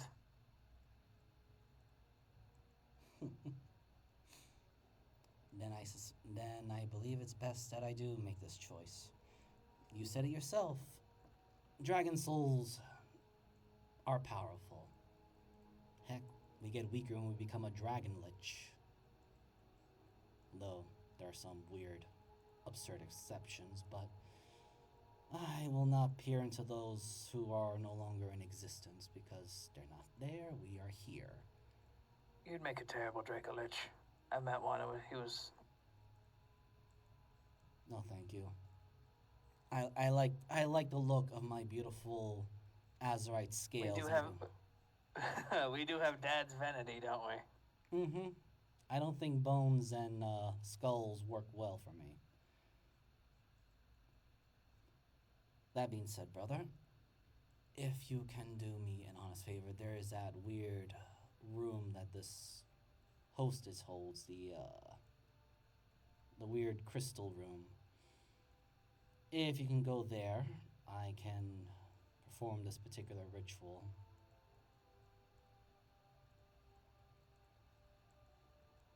Yeah, that's when Tiernan stands up. What everybody else around the bar notices is that all the kids stop playing with the tip of his tail as he's been pretty much playing keep away with it this entire time. That's the thing. You just realize that time has stopped around you.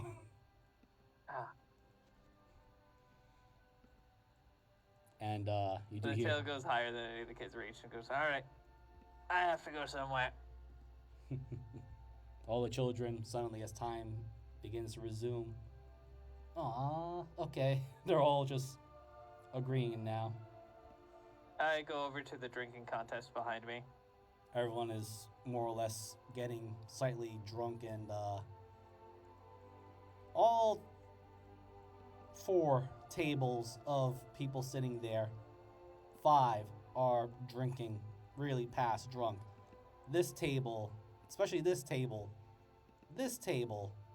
and some of this table, a lot of people are drinking. The only one who's not really drinking, but it's just on silent observation, is just the usual, this guy here. Of course. Helena.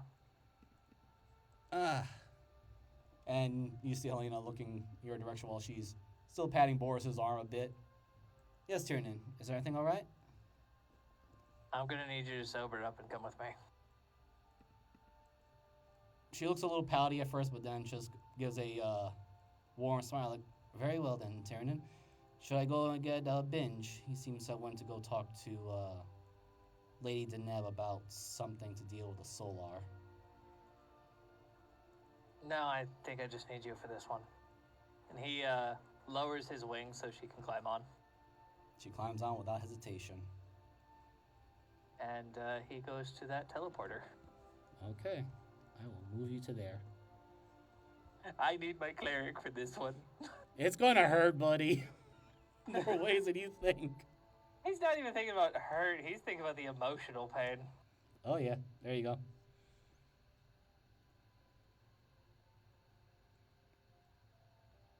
And you do see, to your surprise, your sister is already waiting there. She's a bit more corporeal, but you do see that she's still very see-through. But she does seem He a uses bit his solid. tail to reach up to his back and kind of pluck Helena off and set her down. I see another dragon here. I never saw her before. As Helena just That's sees my her. sister. Ooh. I don't think I have access to the resurrection spell yet. You're not gonna need it. I'm gonna need your other trainings probably after this. Understood.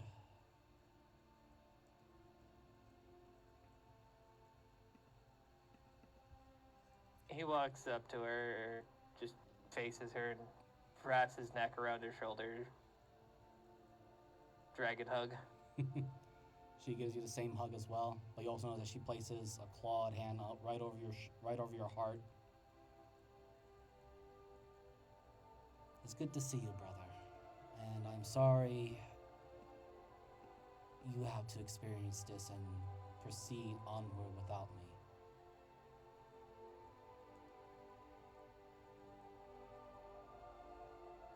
Though I always thought I was the one who was gonna die young. you're too stubborn, brother. Death, I doubt, can claim you until it's earned you. And you are so brilliantly stubborn. I'd fight him too.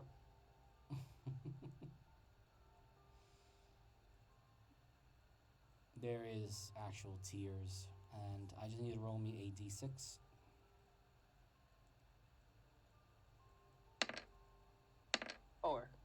Four of her tears solidify into crystals as they land onto the ground, but do not break. Others do, but only 4 remain firmly intact. I'll give you the name of them in a minute. Actually, I'll just write it down here.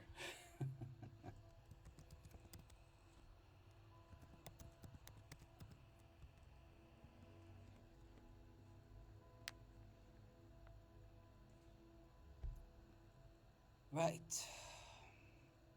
This is going to hurt for both of us. Though I want to ask a question, though, brother, if you don't mind. Another silly philosophical question from your sister. Anything.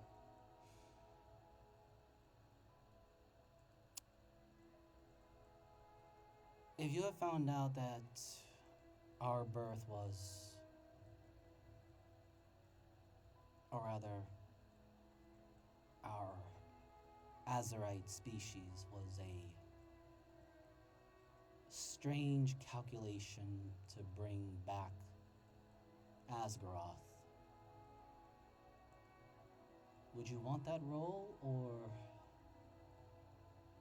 rather, would you be mad at Mom, I should ask? No, I wouldn't be mad at Mom, and would I want the role? I never had machinations to become a god, but if that's what's needed of me, and pretty sure I'd do a solid job at it. She looks in the direction of Helena, And you see for a brief moment, and your Mage Breaker sense tingles, but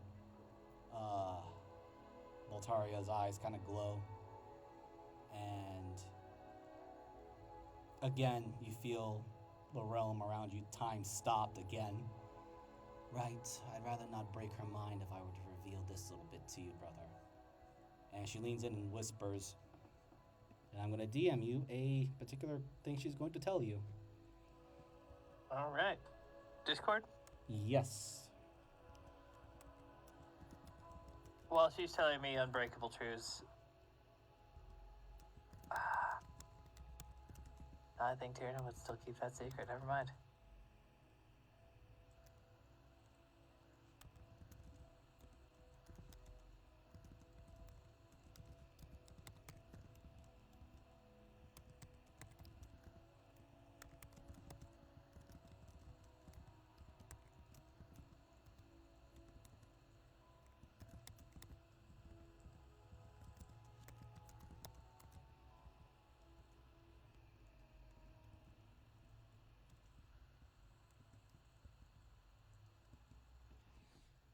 She whispers that to your ear. You don't need to make any saves. He's actually laughing and he puts his claw on her chest. I was gonna tell you that. Oh, and all that hard work I went to finding out all that information. Well, then again, it wasn't as... Now, what do you call it? Outdated book of the world? I just kept asking the wrong questions to the right people. Well, it is what has become of this. I wish you luck, my brother. As she places now both of her clawed hands over your heart. Don't forget me, okay? How could I forget my twin? He'll always be right here. I meant if, well, knowing you, it's more of a when than an if. The universe is saved and whatever comes next.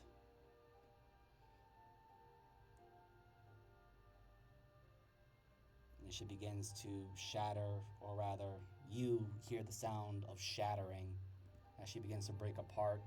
You do feel strength flowing into you. I need you to roll me now a D100, and you need to try to get as high as possible. All right, Davis, roll a 1. Oh, shit. Okay, now I Okay. need you to make me a con save at disadvantage, as you're going to feel immense amount of pain.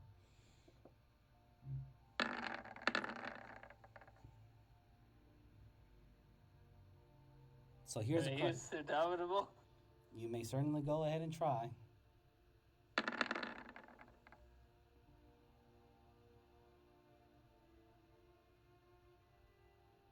Alright. You know what? I don't want to use my legendary. I think I'm just going to take whatever 17 gives me. So, as this is going through, or rather your sister Voltaria's essence flows into you, you're racked with her memories, her point of view, her seeing you through her eyes, the world through her eyes, the people she's encountered, the things she's read, the lies that she pretended as a mortal amongst other mortals. And you start to feel light on your chest. I'm just going to delete this token for a second because your body is changing. And Oh shit, Tyrannon's digi-evolving. motherfucker. Doesn't say anything for 20 minutes, comes back, immediately leaves. Alright. This is where we get Ultra Tyrannonmon with the fucking rocket launcher arms. I was like, I better have gun arms. You know, if you wanted gun arms, you would have to ask Ed for that kind of modifications, buddy. Absolutely fucking not. Good, because then I had to say surrender your character sheet, my friend. Alright, so you rolled that and you had that, okay. So you're gonna take on this particular path. You're gonna give up Tyranid after 3 years of this? Hmm? I say, you think I'm gonna give up Tyranid after 3 years of this? That's why I had to ask that question, my friend. Shoot. So anyway, go to conditioning. I'm pretty. Pretty ugly. Let's see now. I'll just drag it out because I didn't change the size yet. Thanks, Moogle. Do.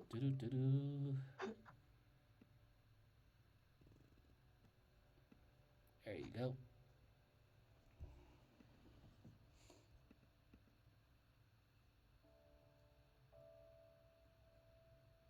And the massive scar on your chest is gone. All left is a small green light, which, through the memories you're getting from your sister, that is also a bit of her own magic essence. And you know that, in comparison to you, she was more of a weird hybrid of bard and wizard. Which also explains why she had very low wisdom.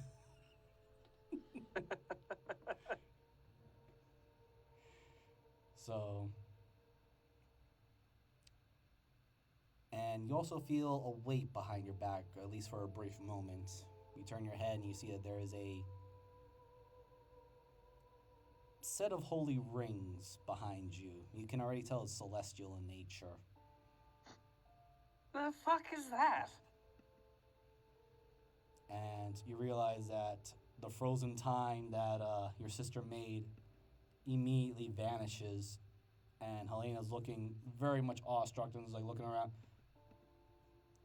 Tyranid, is that you? This is probably when he goes, the fuck is that? Huh? That looks like angel rings, celestial rings.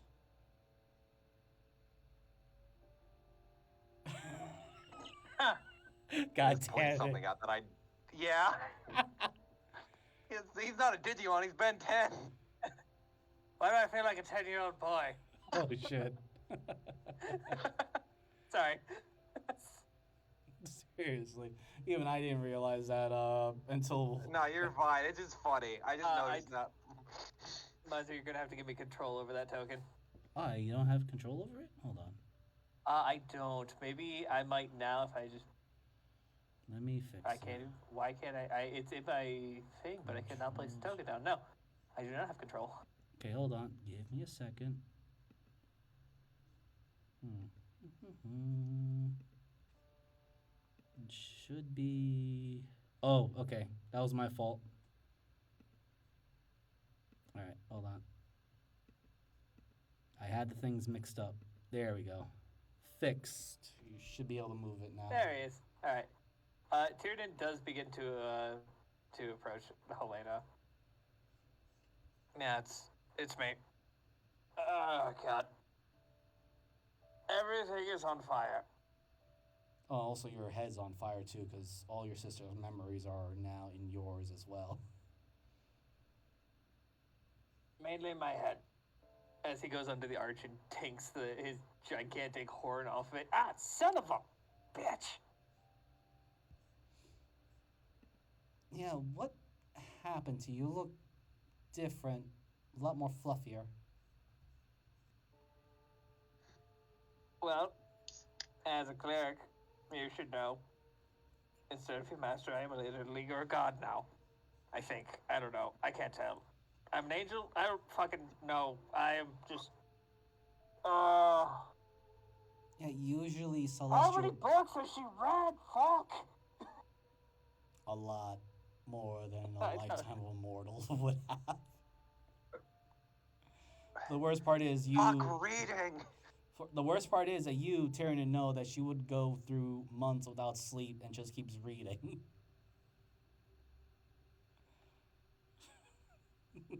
That, dragon you saw before, if you were able to piece it together, was my sister. Yes, and the last thing I remember is that she looked at me and then points to you. This happens. we had some more things to discuss that could have hurt you. Ah, But evidently, I've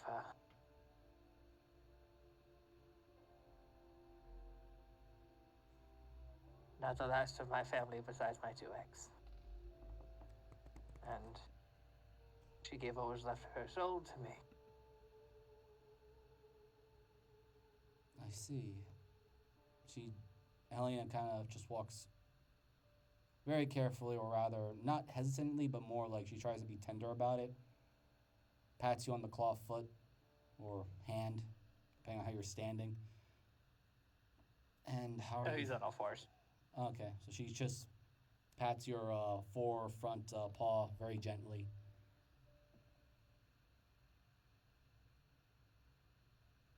I don't know what to say. I mean,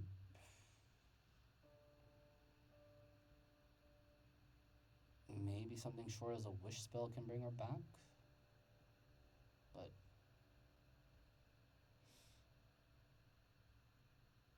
are you okay with how this all happened?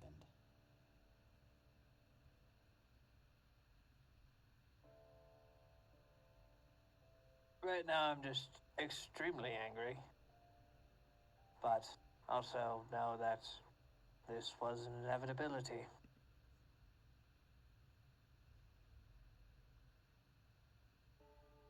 Dragon twins always exist for a reason.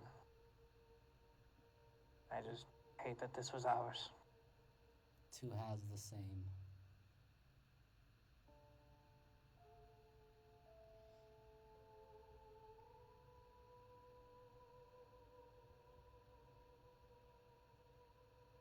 Helena pauses to really think of what she wants to say, and you can feel her concern and her wish to at least give you comforting words, but not to give you some fruitless or heartless wording. It shows that she cares and she is a loyal follower to you.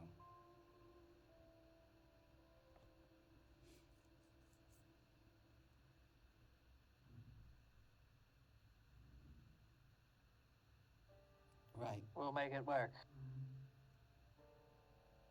And he kind of stands up to his full height on all fours. I know we will.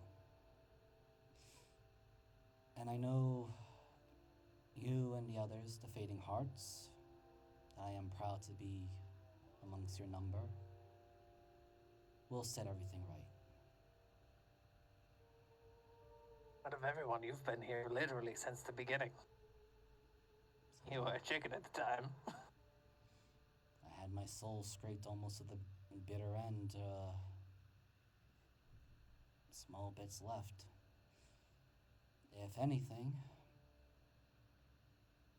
if I may dare suggest an idea, when all this is over, if I'm guessing you're obtaining celestial godlike powers, if what you're saying is true, maybe you can. I don't know, you told me that these rings were holy and they won't leave me alone. It signifies like a divine essence. Usually high rank angels have that. Yay. This might actually give Binge a shock, considering he did went to go ask Deneb if she had any angel slaying weaponry. Fuck. I mean, he's really only after a specific angel. I really don't think. I guarantee you, Ben's not going to try to kill me. No, I'm just putting it out there that Binge might feel very guilty of picking up a weapon that was meant to kill angels, and now you became one. I gave Binge a dragon slaying sword to hold on to for a little while. I'm pretty sure he knows he has my full trust. True. I'm just more worried about whatever Deneb gives him. Speaking of that, and he lowers his wing down to her. Still not above this. She climbs on. No hesitation whatsoever. And I am guessing Tyrion is like super fluffy. Very fluffy. As soon as she goes onto the wing, she I am disappears literally into just it. picturing it. This is an obscure reference. The Rescuers, when the little kid is flying on the giant golden eagle. Yes. Jesus Christ. Yes. That's basically it.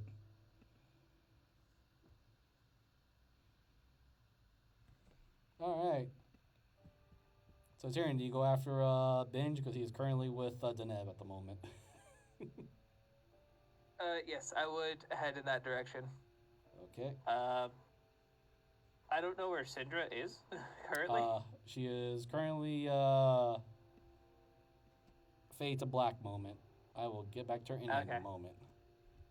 No worries. Yeah, I'm not gonna go and find Stoner Pants yet. Maybe small. I'll fix that. I'll fix that token size later, buddy. I promise. But right now, stat sheets and everything else was more important for me.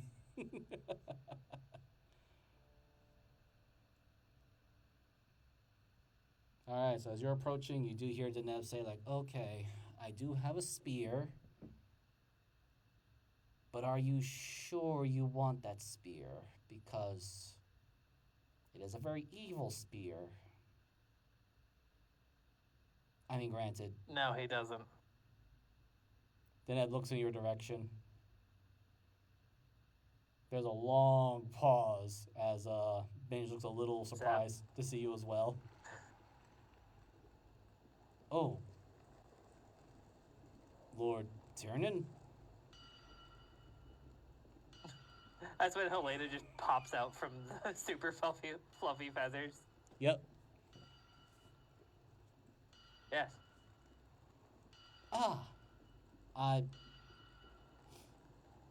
That's a very new look for you, Tiernan. I'm a little surprised at what just happened to you. Right, where were we? Bench, would you like to tell Tiernan as to what you had requested from me? I mean, I was trying to help you, but what you're requesting is a little bit on the scary side.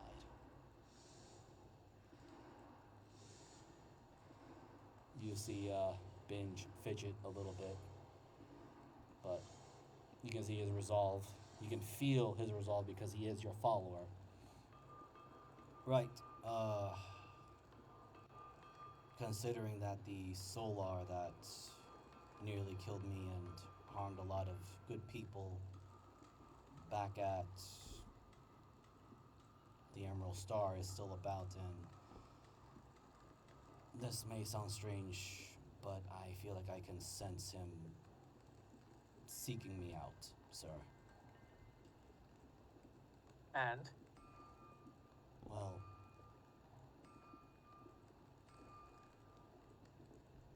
I was asking Deneb if she had a weapon that was capable of bypassing and harming celestial beings. If only to fight the creature, the angel that would impose on not just you and the others, my lord, but be a threat to everyone around me. As he holds his father's sword and his glaive, these were not able to harm him as fast as I had hoped for. And do I think I could do something to one of his weapons? roll me an insight. Or actually, no, not insight. Roll me arcane. Fuck.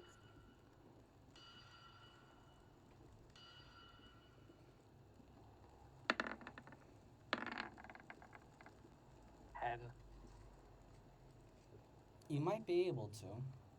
You don't know how much of an effect it will have, but you are slowly reaching a threshold that is not mortals would have. Which one would you like to use?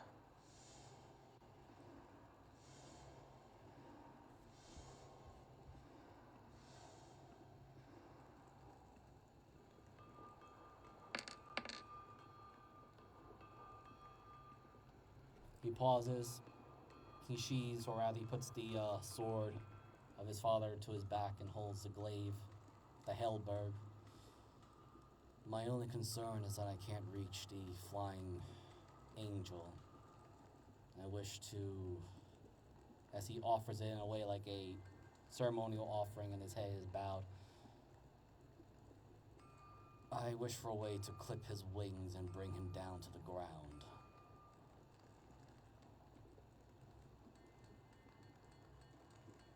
Tiernan smiles at that, like, God, am I good at that? Puts the spear into one of his hands because he realizes that he was gonna go put it in both, but it is small enough to fit in just one of his hands.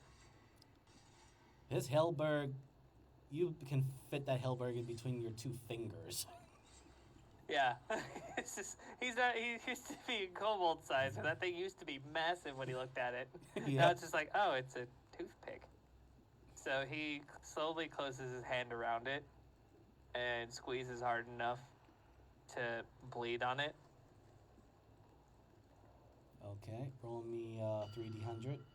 I'm gonna write this down in my notes.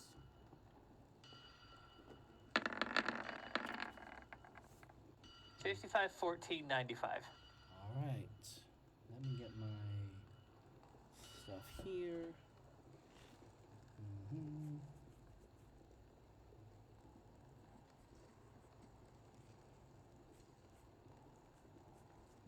All right, so the little droplets of blood that you bled upon it, it begins to crystallize the Hellberg. I'll make the changes to it later.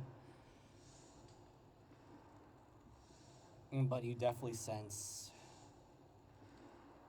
because you are its enchanter, as one would call it, a mix of divine and void energy being impulsed into the Hellberg.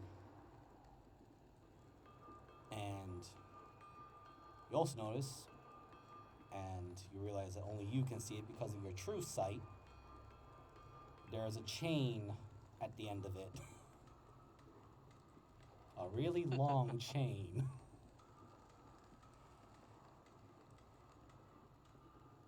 I think this will do nicely for you.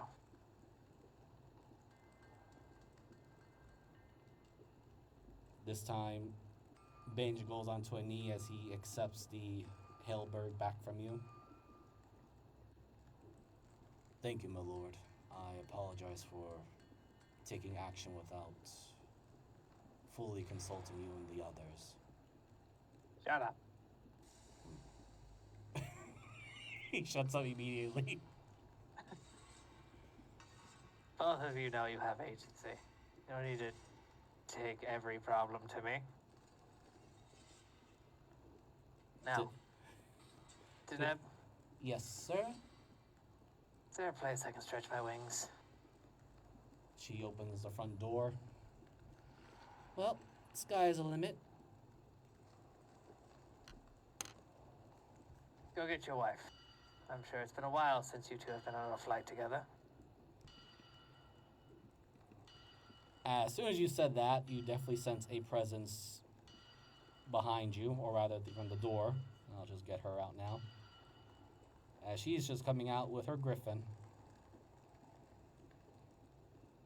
Let me just grab Binge.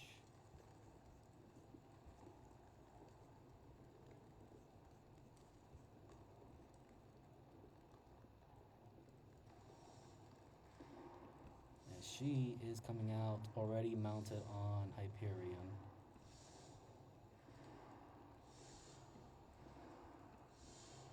And you can only hear Dinesh says like, yes, my entire, let large beings just run about. You know what? I don't care anymore. Y'all enjoy, fly. She immediately looks over to Binge. And I'm just gonna cast this on you. And she casts reduce weight. There, you're as light as a feather for 5 hours.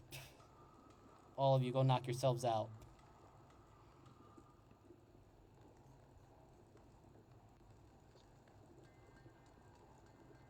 Gods, I don't know if I'm drunk enough, but I see a fucking angel flying. Yes, you do.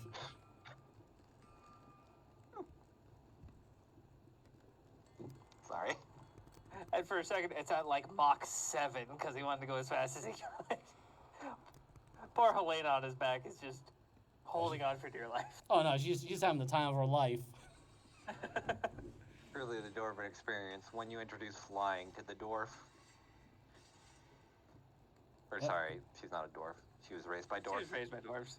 Raised by Close dwarves, enough. but got reincarnated into one. So. Yeah, no, you guys have a good flight, and as you're on your way out, Snow looks in your direction, waves to you all. Wait. Tiernan? You want to come?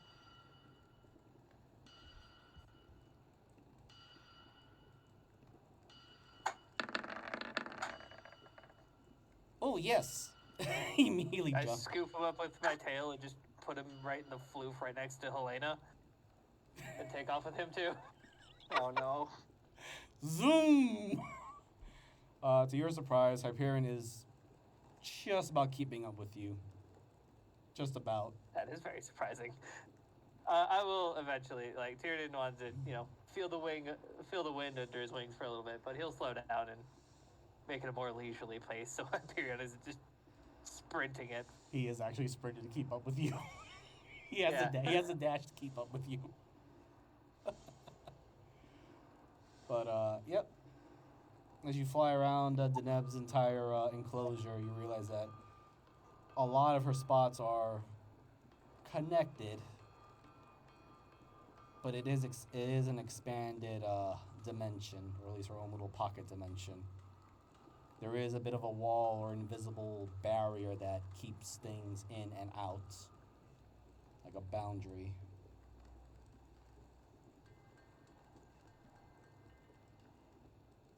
And of course, you guys. Yeah, that's what Tiernan does.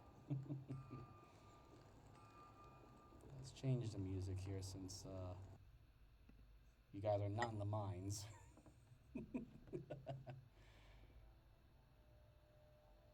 Though you do get a mental little message from Deneb, and she just gives you a thank you for persuading Binge from not trying to force you to give him a very evil spear that I collected. Let's not give any of my followers evil objects, please and thank you. You're very welcome, and thank you for your timing, because he looked like he was ready to shake me like a rattled leaf to obtain weapon to fight evil angel.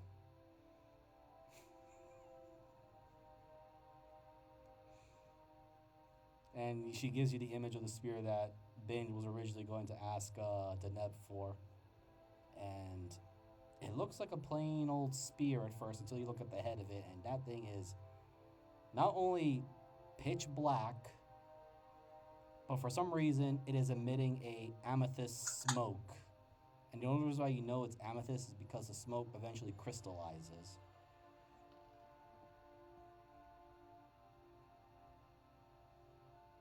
Let's not do that. But also, left something on your desk. Can you tell me what that is? And it's one of his sister's tears. I'm just gonna roll her sheet, see if well, she does have the identify eye on her.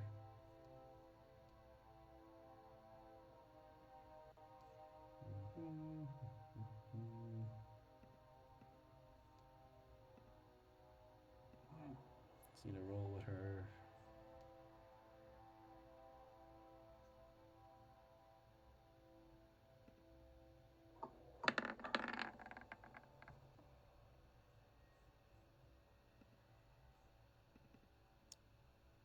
A very powerful component.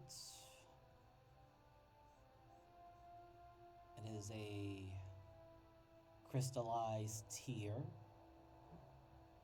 Yes? designed to heal wounds if made into a proper elixir or other very important stuff.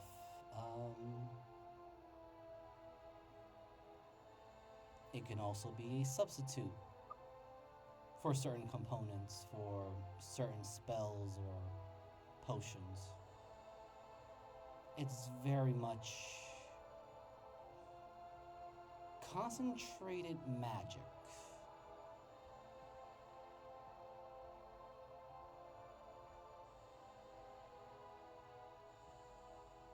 will let the other two know. Yes, I don't even want to inquire how you acquire this because this is literally like a small little landmine on my desk. Family matter. Understood. I'll be sure to put this safely away until you get back.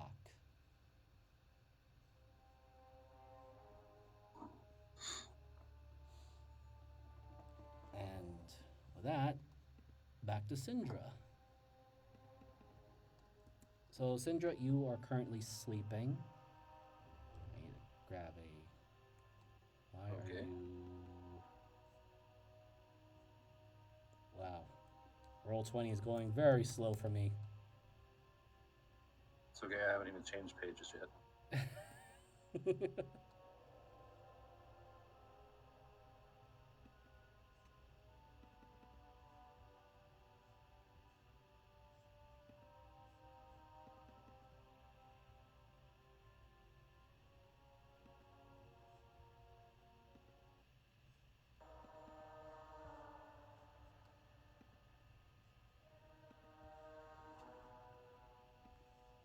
All right. Syndra, you find yourself here. Okay.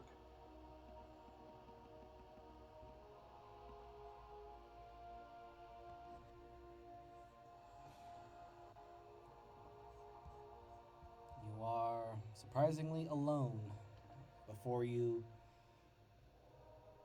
is a shore, reminiscence of a beach. But beyond, you see the astral sea, the vast stars. You remember your conversation with Armana, and to a degree also with Adaria and Tiernan about the weirdness of this universe has been going. You see what looks to be like waves of water, but upon closer inspection, and also what you already know from your time with being both dead as well as, well, the aspects of death. This is not ordinary water. And each time the waves crash down, you hear the lost, or rather the wails of the souls that don't have an afterlife anymore. No afterlife to go to.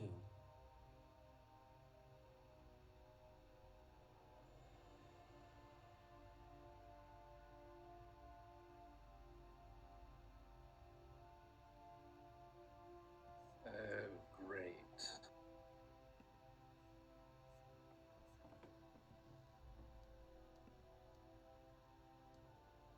Here I am without a place to put them.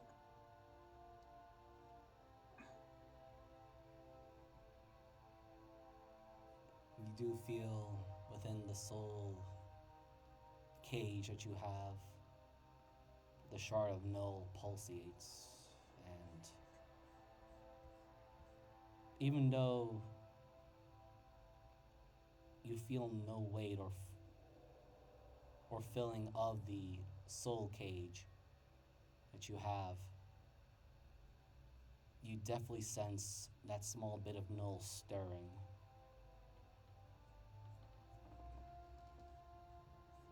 She'll take the cage out and look at it.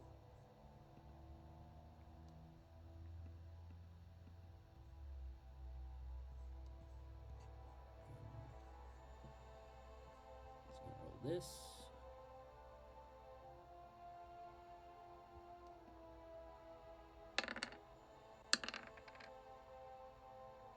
Makes sense that he will show up.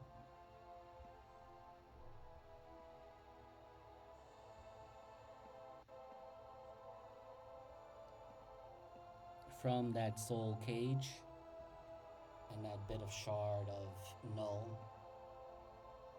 this entity comes out of it.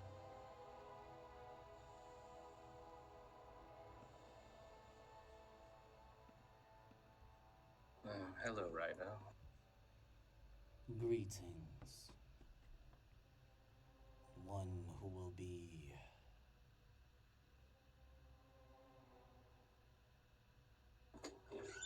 the new end and a beginning, Lady Death.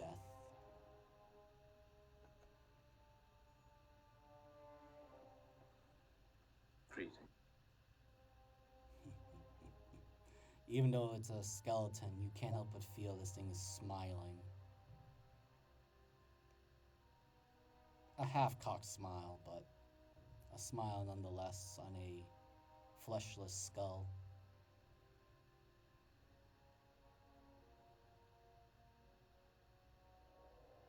And what can I do for you? Nothing, sadly. Other than, well, see what will become of those that have no death to guide them to their final resting place.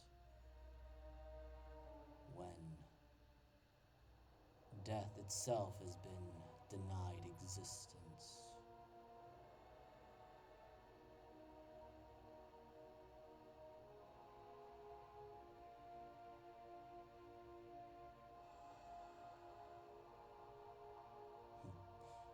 It is hilarious. In a way, I am out of the job.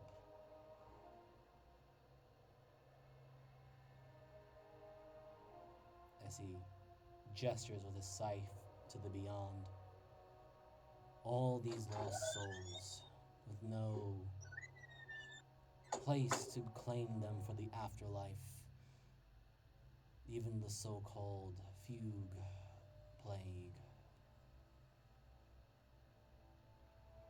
holds no bearing to them.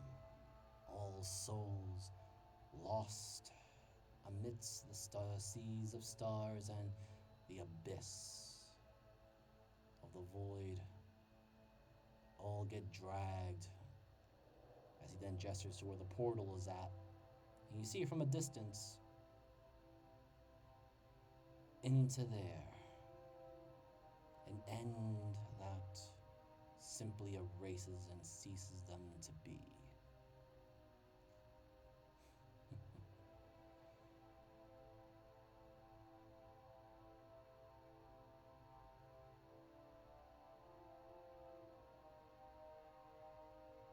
I am now curious, Lady Death. A question, I suppose.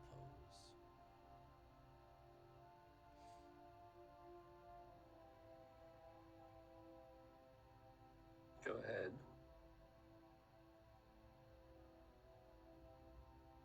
What will you do with this finite end so close? Your form so mortal as you feel your form shift into that of the obsidian dragon form. And I'll just pull that out for you.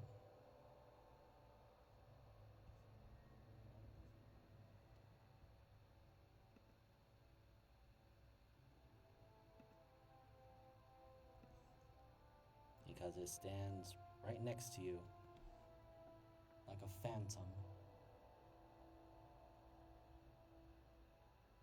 You're still you, but you sense your obsidian dragon's form right over you, like a specter.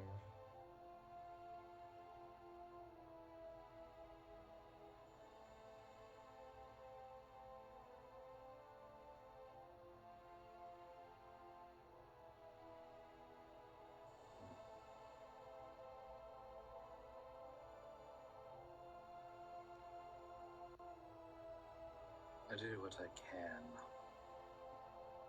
When it's time, I'll do what I can then, do what I can now.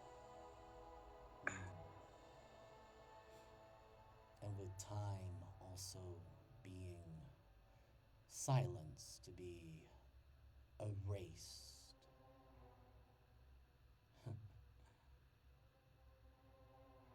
Isn't it funny that even time can die?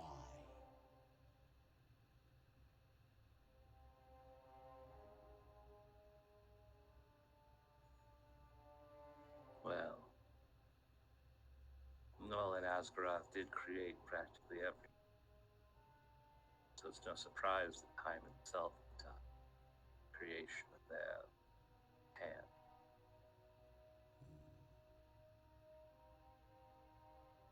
Indeed. The greater aspect of death holds such faith in you. I wonder.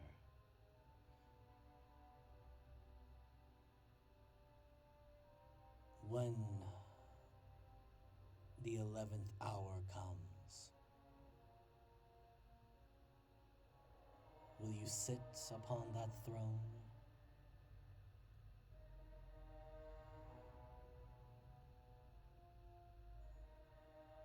I've already made up my mind to do so. Then your countenance form is unfortunately lacking. And since I am currently out of the proverbial job, I cannot even bring the apocalypse because I was denied even that. He holds out a skeletal hand as he dismounts from his horse to you. She takes it. Roll me a Constitution saving throw as you feel immense cold of the void, and the rider of death begins to crack and break apart his words as you feel the tremendous fragility of freezing death creeping into your body, your very soul. It does not harm you, but you just feel the weight of countless souls that have been following the rider. And the Pale Rider simply speaks with, I do apologize for the immeasurable amount of souls and problems that I will probably be giving you, but I believe a little push towards that direction, as well as the other forces trying to aid you, well, death cannot fall so far behind.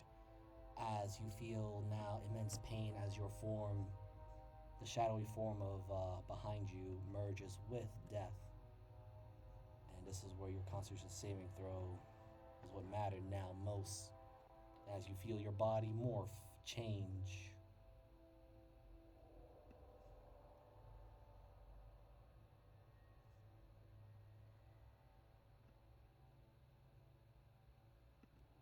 And you look into the reflection, as this is your current form right now. And you look at the reflection of all those souls approach you closely, but they cannot reach you, as you do sense that they are being pulled back.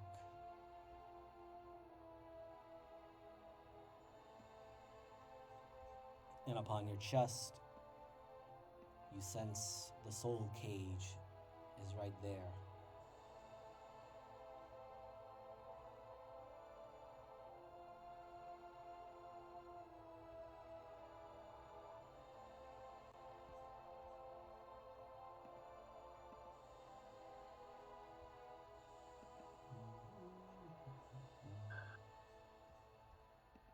Do I do this or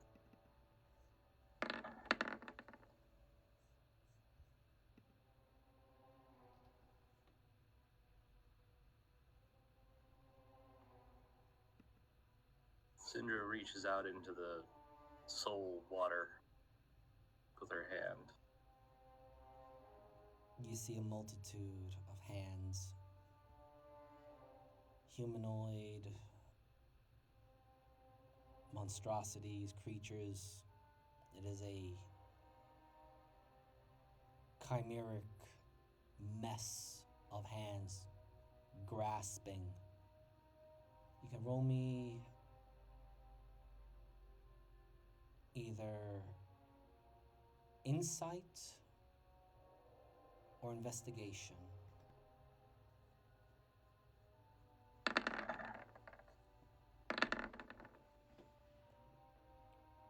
With the insight, you can feel all of them. They all seek salvation. There is fear because many of these beings, even those that do not have a belief of an afterlife, do not enjoy this strange cease of existence, this frozen time that has neither finality or even beginning, because it is a horrible stagnation. They look to you for that salvation in finality.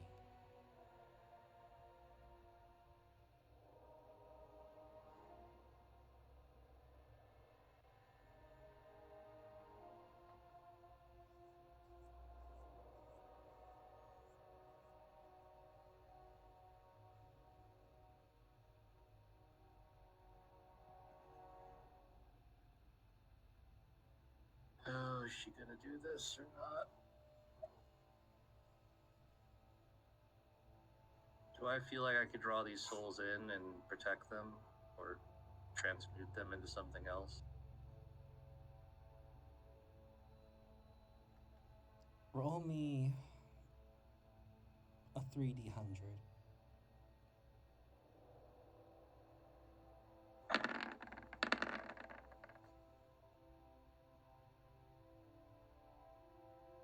Okay. You feel like you can. However, I do need you to make me now 2 wisdom saving throws. Normal.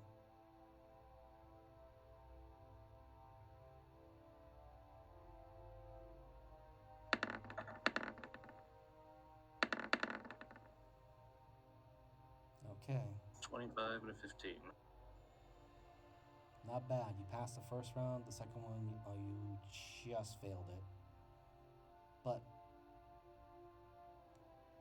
I'll draw out the scene for you. So you begin to pull their souls into you. This is a new experience for you because for each of the multitude of souls that are passing through you, their various lives, every moment of it, flashes through your mind. You power through the first one and into the second one. You realize that it is not just a few dozen, a few hundred, or a few thousand, or even millions. This is upon the trillions of souls, because it is a vast universe. But more importantly, the multifaceted layer of the multiverse just laid out heartlessly because they have no place to go to.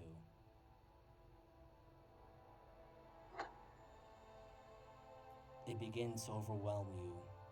Again, this is something you've never done before. The thought came to mind, and you have done a good job for your first attempt. But you come to realize that where can you take all these souls right now?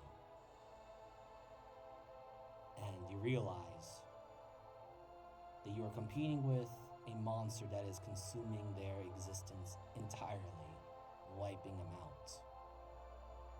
You have become stronger, but not strong enough yet.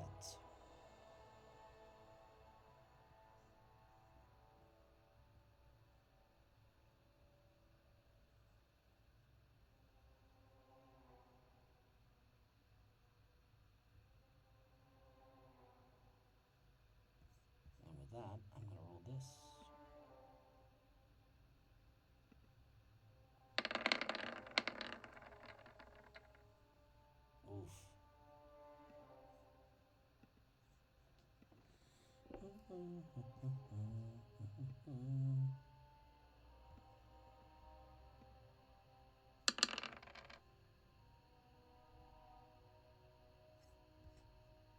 I am just gonna add this to your, send this to you in DM. Okay.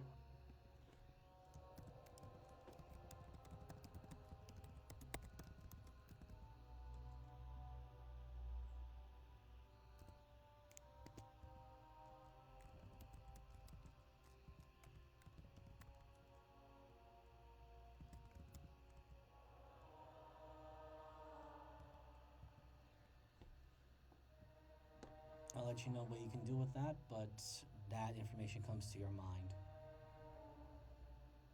Oh, okay. Like I said, you just dunked your hand into a well of souls. Or rather, a sea of souls that have no place to go.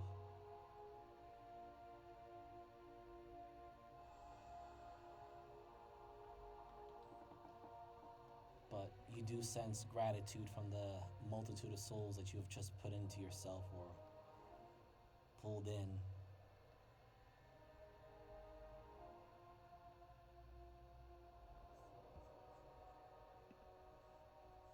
And I'm gonna make one more roll. Also, Syndra, roll me a D100, call high or low. Hi.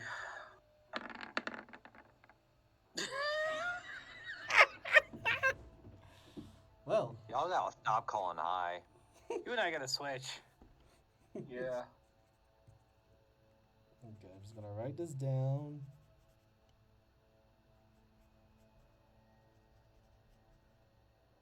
And she called a 13 out of D100. Okay.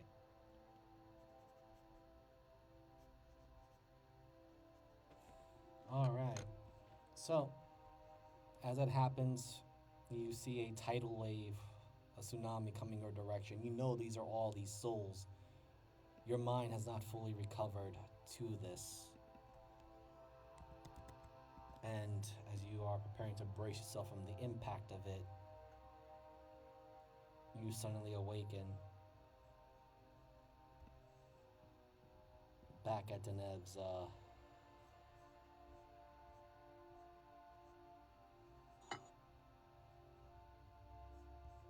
shop, or rather the inn.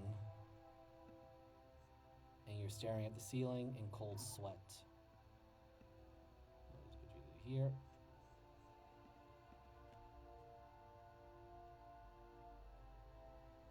And as you're breathing, you realize that you're breathing out cold air.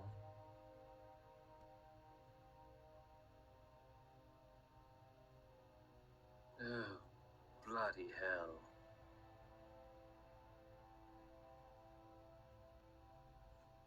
You also realize, with the 13 out of 100, your skeletal arm has now reached all the way up to your shoulder and encroaching a bit into the collarbone. It is pure obsidian with what looks to be, well, as you take a look at it, reflects starlights, but you know better.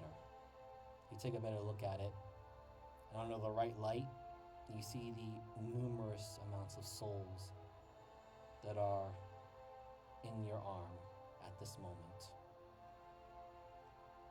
You have officially become a soul cage yourself.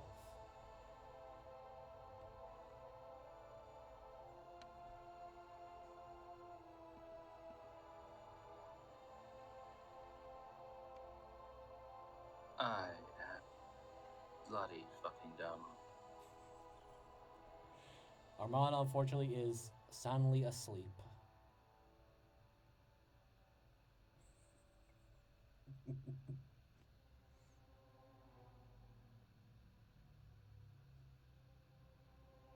Let's see. What?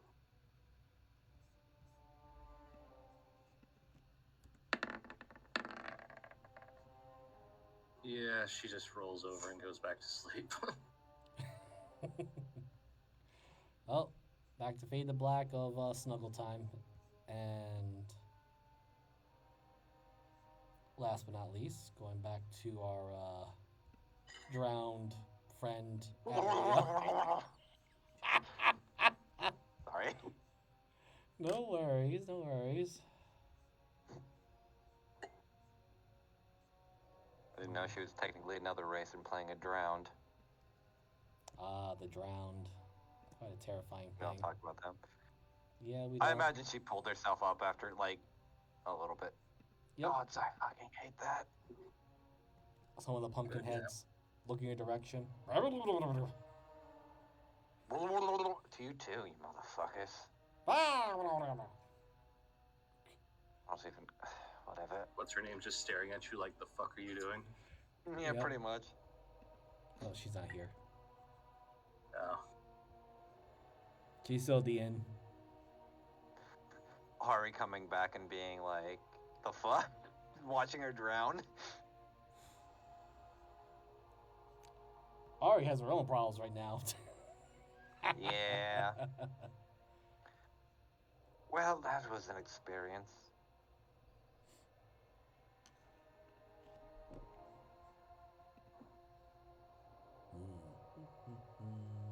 Now just roll me D100. Do I have high to or call low. anything? Yes. Oh, god damn it. Who do I look to as inspiration for this fuck up? Jeebus or Moogle? I leave that up to you, buddy. You know what? Always roll low. Let's go with Jeebus and I'll blame him if it's wrong. Hey, let's go. Okay. Doesn't blame me if it's right, though. No, I thank you. I could blame you if you want. No.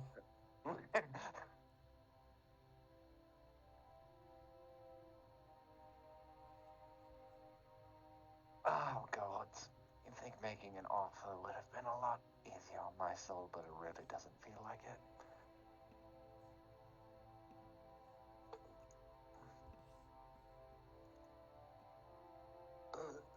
Indeed it doesn't, as the spectral form of the astral dragon is reflecting off of the water looking at you.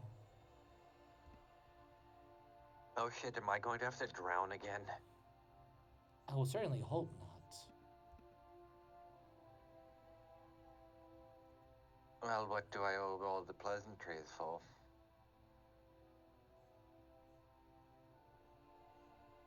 More of concern for you. Don't worry, there's a whole line of people that have general concerns for me. That means you are very much loved. Loved is a... I know, no need for the snark.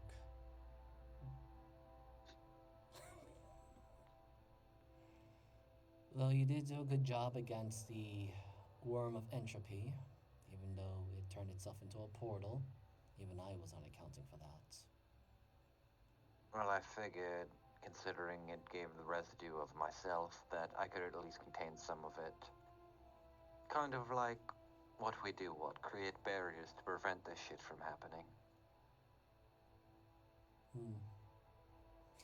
That being said, I do sense a small pocket of a plan or existence that might be of importance to you. Go on. It has to do with the Feywilds, or what's left of it.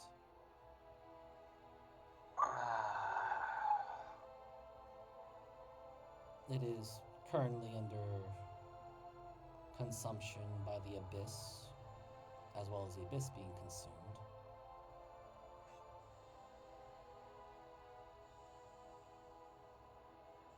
I'm going to need more help if I'm going to do something of that nature. You know that, right?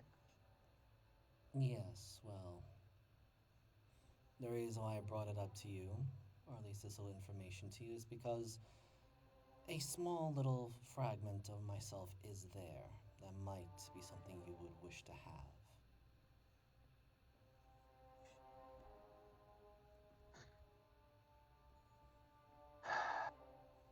You're not wrong. Oh, I am. How much time? Now you. Soon. Oh my god. You do have a small limited amount of time. My recommendation is just to get the shard and get out.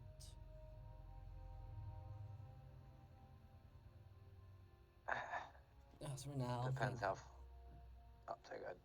As for now, thankfully, none of the stars are in any constant threat of the Wurm of Entropy consuming them. You did pretty much broke its jaw. I'm kind of glad for that then.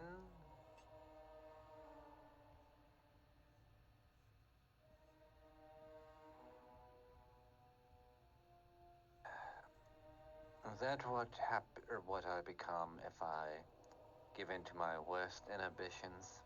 Yes, Just a, oh, right, good to know I'm a cunt on multiple levels. yes, the visiting of your other reality self definitely doesn't seem to be deceiving us or attempting any ulterior motives other than I want to rule the world and or universe peace and universe will not exist if I let big giant titan of the end win.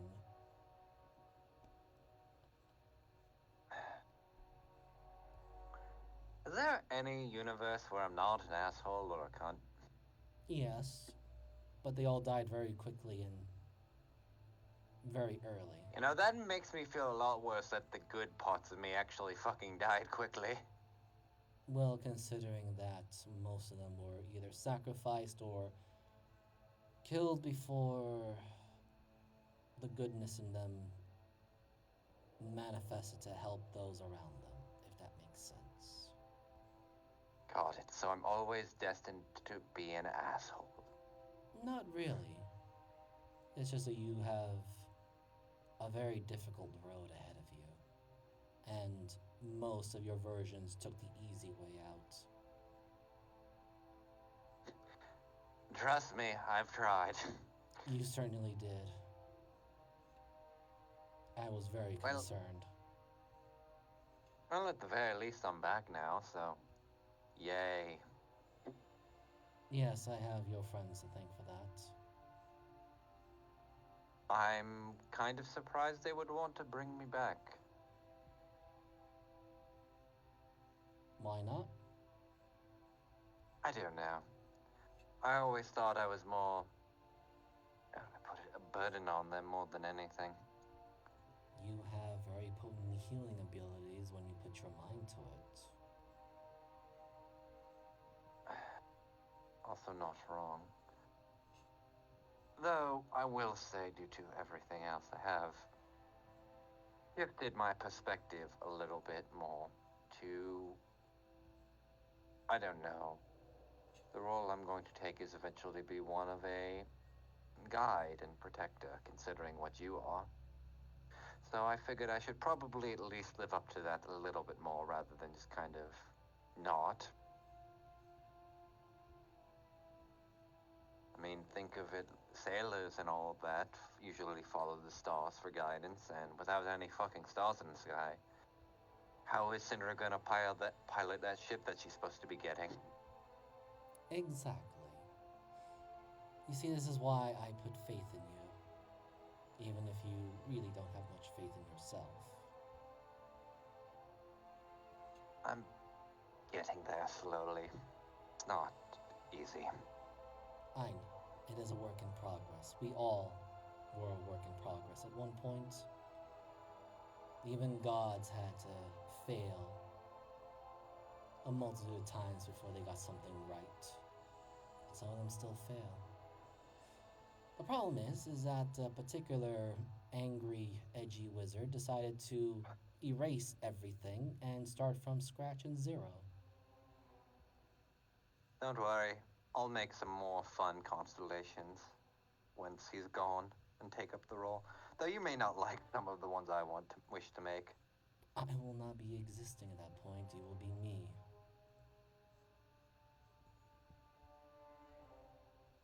Fuck, I forgot about that. Mm-hmm. That's why, if you are just a little bit more careful, to look around as everyone thinks that you are talking to yourself. Oh, I wasn't doing the mental link that Tiernan showed me when weird people start putting voices in my head. Shit. No, you aren't. Damn it, Tiernan.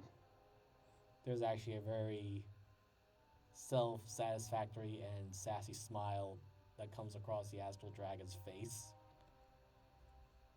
Very toothy as well.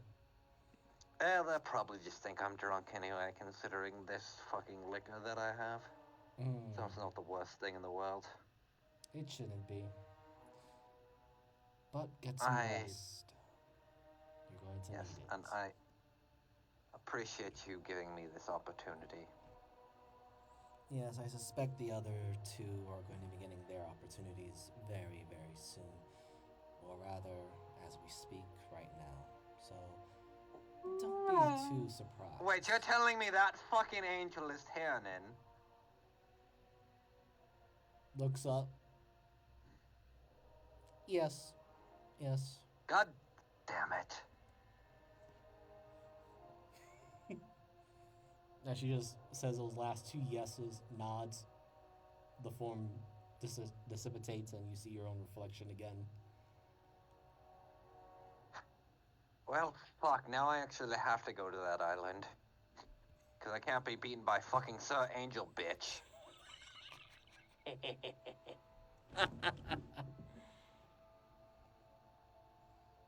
Alright. So, this was a short RP session. So we're going to end it here with Adaria looking up to the skies and sees a angel dragon flying about. Tiernan flying with his, I guess one could say his adopted family. Syndra having gone back to sleep after that very catastrophic and emotional baggage moment. And yeah, thank you everyone. This is Miser Mark. We're going to be beginning the next session with another power-up quest because, well, I need my players to be a little bit stronger so I can slap them with the right endgame boss. Miser's just at this point just like power tripping so we can kill someone. Yep. So you can find my content on both YouTube and Twitch under Miser Mark. And man, do I feel good right now. Must be adrenaline high. Anyway, pass this over to my buddy, my co-DM of this weekend, Jeebus Adingus. Hey everybody, tomorrow, just like I said last time, we are going to be entering Restport. So the party is going to be in a new city with new problems. Yay! Other than that, I stream consistently every Thursday, but with Rowan's schedule being kind of in the works with her new shows that she is in, we will be kind of playing off. I might throw in some more streams throughout the week because I'll be sad and alone. Nerd. But other than that, yeah, I will throw it over to Mr. Mariner. Hello, I am Transpace Mariner. I also stream on Twitch. Not as consistently. I've been trying to do some here and there. Hopefully this week I'll be able to stream some Hollow Knight, and I will say next week, because I have off for all the week from actual work, I'll probably be streaming every day, which we'll see how that goes, if I'll actually commit to that or not, but it will be fun either way. And yeah, and also next Sunday, the party gets to head to the Eclipse Vault, which has been like a thing they've been trying to get to for at least what feels like a year at this point. Pretty fucking close. But yeah, you can find my stuff as all that, like I said before, and yeah, I'll throw it over to my co-DM for that week, Moogle. Hello, I'm Moogle. I play Syndra. Next week, or next Monday, will be my campaign, and they will get on a little bit further in their mission that they're currently trying to get back to one of their family members. Yeah, my brain's dead. Uh-oh. We picked up a cleric. Yay. And yeah, so that I have a blue sky that's Gothmool, not blue sky, whatever it is. So I post artwork there. That's about it. And I'll throw it back to Miser. Okay, so everyone, thank you for this session tonight and coming by. I know it was an RP, but last one was a battle. We're going to be doing a dungeon this time around again, so trying to juggle them and keep everyone entertained enough to slowly but surely power game them up. That being said, thank you everyone. You have all a good night, and see you next time. Bye. Everybody on my stream, we're gonna go raid Margin. So if you can get your raid chants ready, Woo! we're gonna go give Margin Walker a call, just because he is a good friend of the channel. Hell yeah. I'd love to go let him say hi. He's looked like he's playing Mass Effect, which in our pre-stream for last Monday took about 45 minutes of conversation. So I'm sure some of you in here might like that.